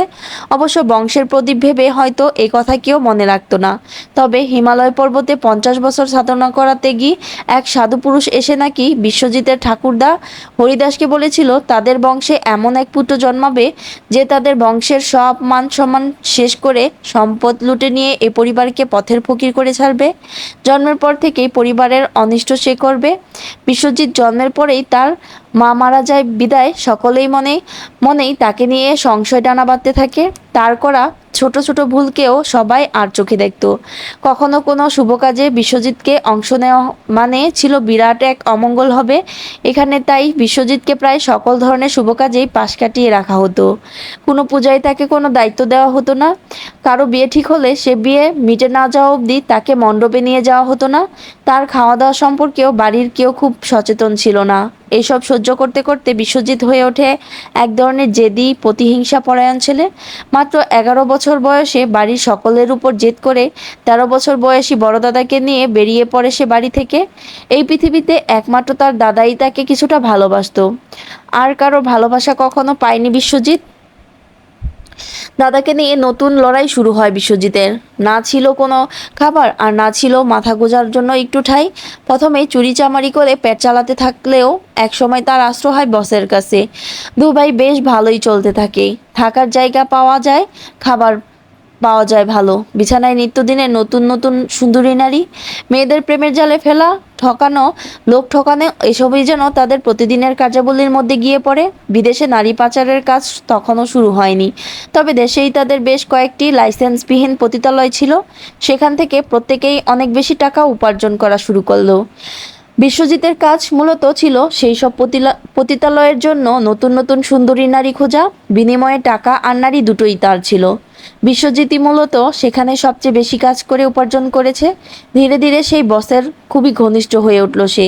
তার হাত ধরেই প্রথমে বিদেশে নারী পাচারের কাজটা সংগঠিত হয়। প্রথমেই প্রায় প্রথমেই প্রায় 100 নারী সে বিদেশে পাচার করে। বস প্রচণ্ড খুশি হয়ে তাকে মোটা অঙ্কের টাকা দিল। অনেক দিন ধরেই বাড়িতে ফেরা হয়নি ভেবে বিশ্বজিৎ ঠিক করলো এবার সে গ্রামে ফিরে যাবে এবং কিছুদিন থেকে আসবে। হাতে টাকা পয়সাও বেশ ভালো মাপেরই ছিল। এরপরই বিশ্বজিৎ ফিরল তার নিজ গ্রামে। প্রায় 8 বছর পর সে সেখানে ফিরল। গ্রামের চেহারা বদলেছিল, পরিবারের সকলের ব্যবহারেও কিছুটা পরিবর্তন এলেও তার একবারও বিশ্বজিৎকে থেকে যেতে বলে না একেবারে। বিশ্বজিৎ কয়েকদিনের জন্য ঘুরতে এসেছে, এতেই তারা খুশি। বেশি থাকলে আবার সমস্যা। বিশ্বজিৎ অবশ্য কিছু মনে করল না। সে এসেছিল এখানে হাওয়া বদল করতে। এখানে থাকার কোনো ইচ্ছেও তার নেই। শহরের এত সুযোগ সুবিধা ছেড়ে সে গ্রামের পড়েই বা থাকবে কি জন্য। বিশ্বজিৎ হাঁটতে হাঁটতে তাদের বাড়ির দক্ষিণ দিকে চলে গেল। এখানে দুটো পুকুর আছে, একটায় মেয়েরা স্নান করে, আরেকটা সোজা গঙ্গা নদীর সাথে গিয়ে মিলেছে। সেটাকে অবশ্য পুকুর বলা যায় না। এই পরিবারের পুরুষেরা যে কোনো পুজোয় বা শুভ কাজে এখানে গঙ্গা স্নান করে। পূজা বা অন্যান্য শুভ কাজ ছাড়া বাড়ির পুরুষ মানুষদের এই অংশে আসা নিষিদ্ধ। প্রায় সন্ধ্যা হয়ে এসেছে, এ সময় কেউ প্ল্যান করতে আসবে না, তাই বিশ্বজিৎ বাড়িটা ঘুরে দেখার উদ্দেশ্যে দক্ষিণ দিকের পুকুর পাড়ের কাছে এলো। তবে তার ধারণাকে মিথ্যা প্রমাণ করেই পুকুর পাড়ে দেখা গেল এক কিশোরীকে। বয়স আর কত হবে, এই 15-16। দুধে আলতা, ফর্সা গায়ের রঙে ভেজা শাড়ির লেপটে আছে। পেটের কাছ থেকে শাড়িটি একপাশে সরে গিয়ে নাভি বেরিয়ে এসেছে। তবে দুধে আলতা, ফর্সা গায়ের রঙে ভেজা শাড়ি লেপটে আছে। মেয়েটির মাঝে সেটাকে ঠিক করার হেলদোল দেখা গেল না। বাড়ির এই অংশে কখনো কোনো পুরুষ মানুষ আসে না, তাই বোধহয় সে ঠিক করলো না। তবে একজোড়া পুরুষ মানুষের চোখ তাকে এমনভাবে দেখছে সেটা সম্ভবত সে কল্পনাও করতে পারেনি। বিশ্বজিৎ এক ধ্যানে তাকে দেখে গেলেও মেয়েটার মাঝে হেলদোল দেখা গেল না। স্নান শেষ করে মেয়েটা পুকুর পাড়ে উঠে এলো। মেয়েটা সম্ভবত খুব বেশি বিশ্বাসী এখানে কেউ আসবে না, তাই চারপাশে না তাকিয়েই সে নিজের শাড়ি খুলতে শুরু করলো। সম্পূর্ণ শাড়ি খোলা হয়ে গেলে শরীরে রইল শুধু পেটিকোট আর ব্লাউজ। ধীরে ধীরে সেগুলোও সে খুলে নিল। বিশ্বজিতের নিঃশ্বাস বন্ধ হয়ে আসতে চাইল। জীবনের অনেক নগ্ন নারীর শরীর সে দেখেছে, কিন্তু এই মেয়েটার মাঝে সব কিছুই কেমন বিশেষ। তার শরীরের প্রতিটি বিশেষ অঙ্গই তাকে খুব করে কাছে টানছে। বিশ্বজিৎ বহু কষ্টেও নিজেকে সামলাতে পারছে না। সে মনে করার চেষ্টা করছে বহু সুন্দরী নারীর সাথে তার বিশেষ মুহূর্তগুলোর কথা। তবে কোনো সুন্দরী নারী বোধহয় এই কিশোরীর রূপের ধারের কাছে যেতে পারবে না। মেয়েটা ধীরে ধীরে এইবার নিজের সকল জামাকাপড় পরে নিয়ে বেরিয়ে গেল পুকুর পাড় থেকে। তবে নিজের অজান্তেই সে বিশ্বজিৎকে আটকে নিল নিজেরই ভিতর। মেয়েটি বের হওয়ার কিছুক্ষণের মাঝেই এক প্রকার লুকিয়ে বিশ্বজিৎ বের হলো সেখান থেকে। কেউ দেখলেই সমস্যায় পড়তে হবে। সেখানে থাকা অবস্থায় 2 দিন সে কারোর সাথেই তেমন পরিচিত হয়নি, শুধু বিশ্রামই নিয়েছে। কিন্তু প্রতিদিনই পুকুর পাড়ে এসে মেয়েটির স্নানের দৃশ্য দেখতে সে ভুল করেনি। বিশ্বজিতের সম্পূর্ণ 2 দিন কেটেছে সেই মেয়েটিকে নিয়ে কল্পনা করেই। স্বপ্নে প্রায় প্রতি রাতেই বিছানায় তার সঙ্গী ছিল এই মেয়েটি।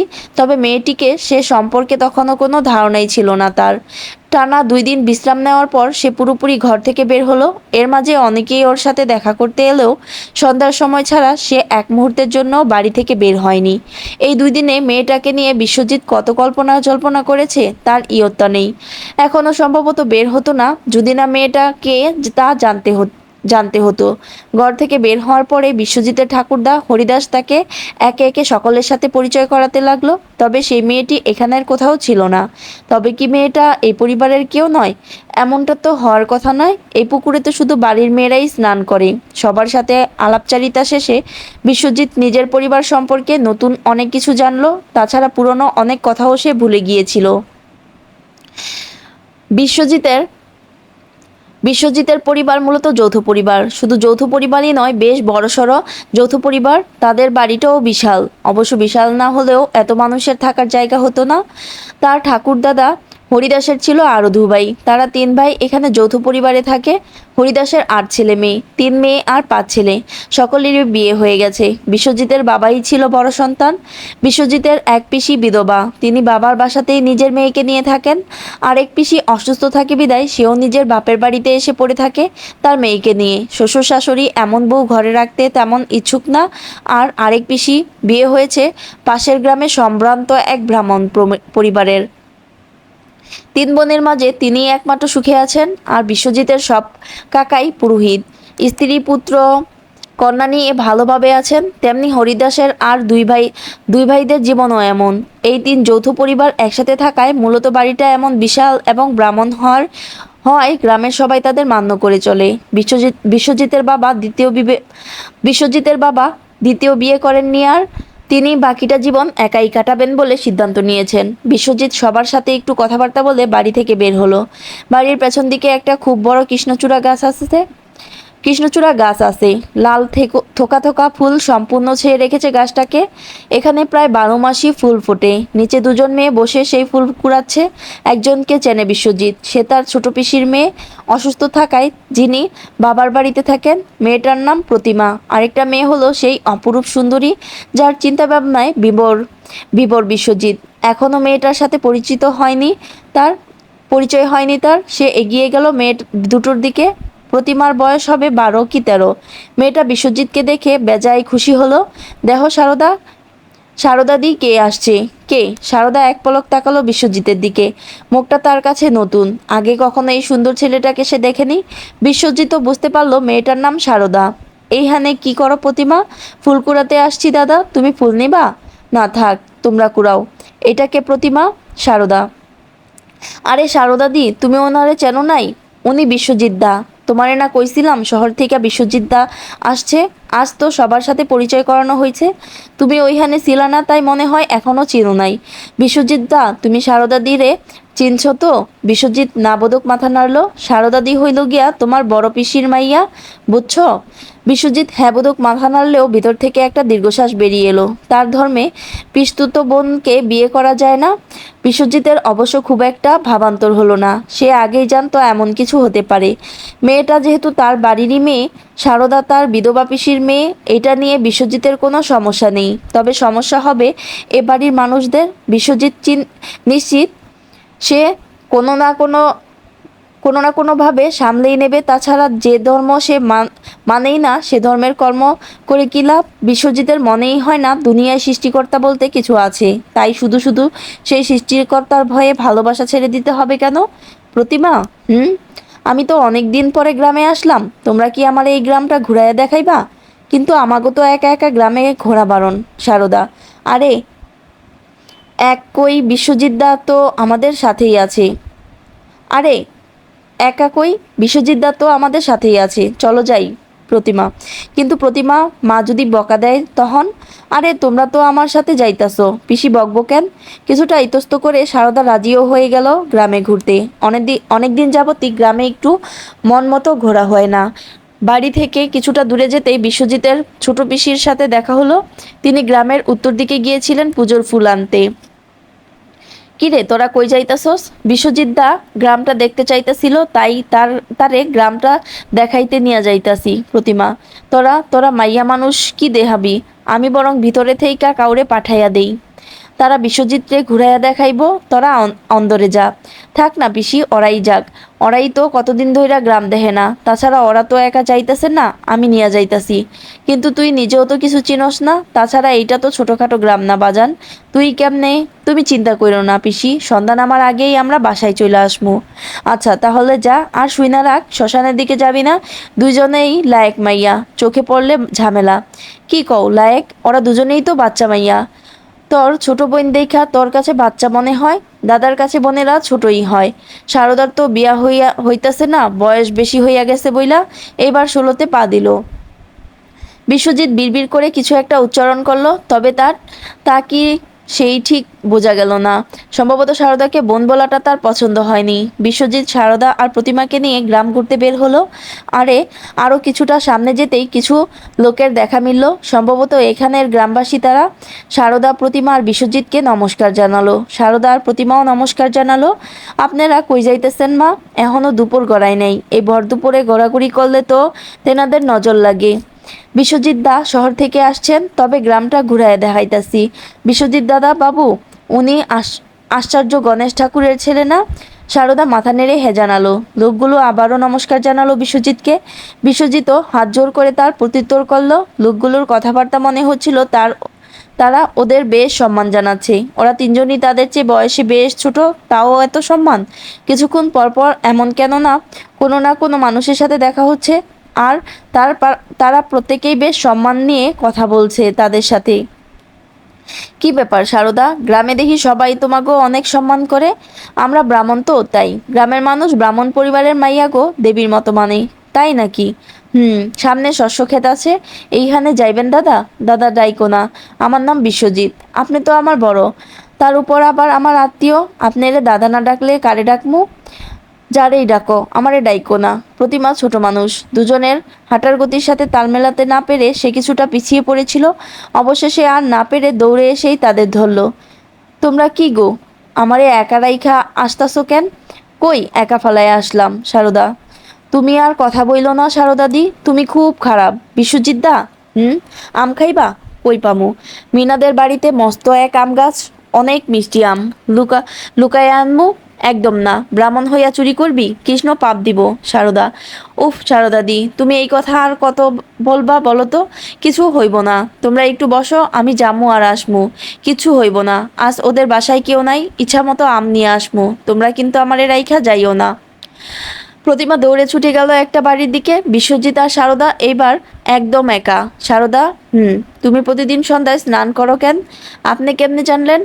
বিস্ময়ে প্রশ্ন করল সারদা। বিশ্বজিৎও কিছুটা ঘাবড়ে গেল। এমন প্রশ্ন সে করতে চায়নি। কোনো মতে নিজেকে সামলে উত্তর দিল, আসলে আমি তোমারে দক্ষিণ দিকে যাইতে দেখছিলাম। ওইখানে তো সবাই স্নান করতে যায়, তাই মনে হইল তুমি সন্ধ্যায় ওইখানে স্নান করো। আমি সন্ধ্যাবেলা একটা পূজা করি, ওই পূজা করার আগে পবিত্র হইয়া নিতে হয়, তাই আমি গোসল কইরা পূজায় বসি। ও, একটা কথা বলি তোমারে। কি কথা? তুমি না অনেক সুন্দর সারদা। কথাটা বলার সাথে সাথে বিশ্বজিতের চোখের সামনে ভেসে উঠল অপূর্ব সুন্দর সেই নগ্ন দেহ। চোখ দিয়েই যে দেহের সাথে প্রতিদিন মিলিত হয় সে। সারদা বুঝতেও পারল না এই সুন্দর কথাটার মাঝে কেমন ঘৃণ্য মনোভাব লুকায়িত ছিল। বিশ্বজিতের কথায় লজ্জায় রক্তিম হয়ে উঠল তার দুই গাল। মনে মনে নিজেকে ধমক দিল, এখানে লজ্জা পাওয়ার কি আছে? দাদা হিসেবেই শুধুমাত্র বিশ্বজিৎ তার প্রশংসা করেছে। কিছু কইবা না সারদা দেবী? আপনি আমার চেয়েও বেশি সুন্দর। এই ছিল আমি সেই চারুলতার 29 থেকে 32 পর্যন্ত সবগুলো পর্ব একসাথে।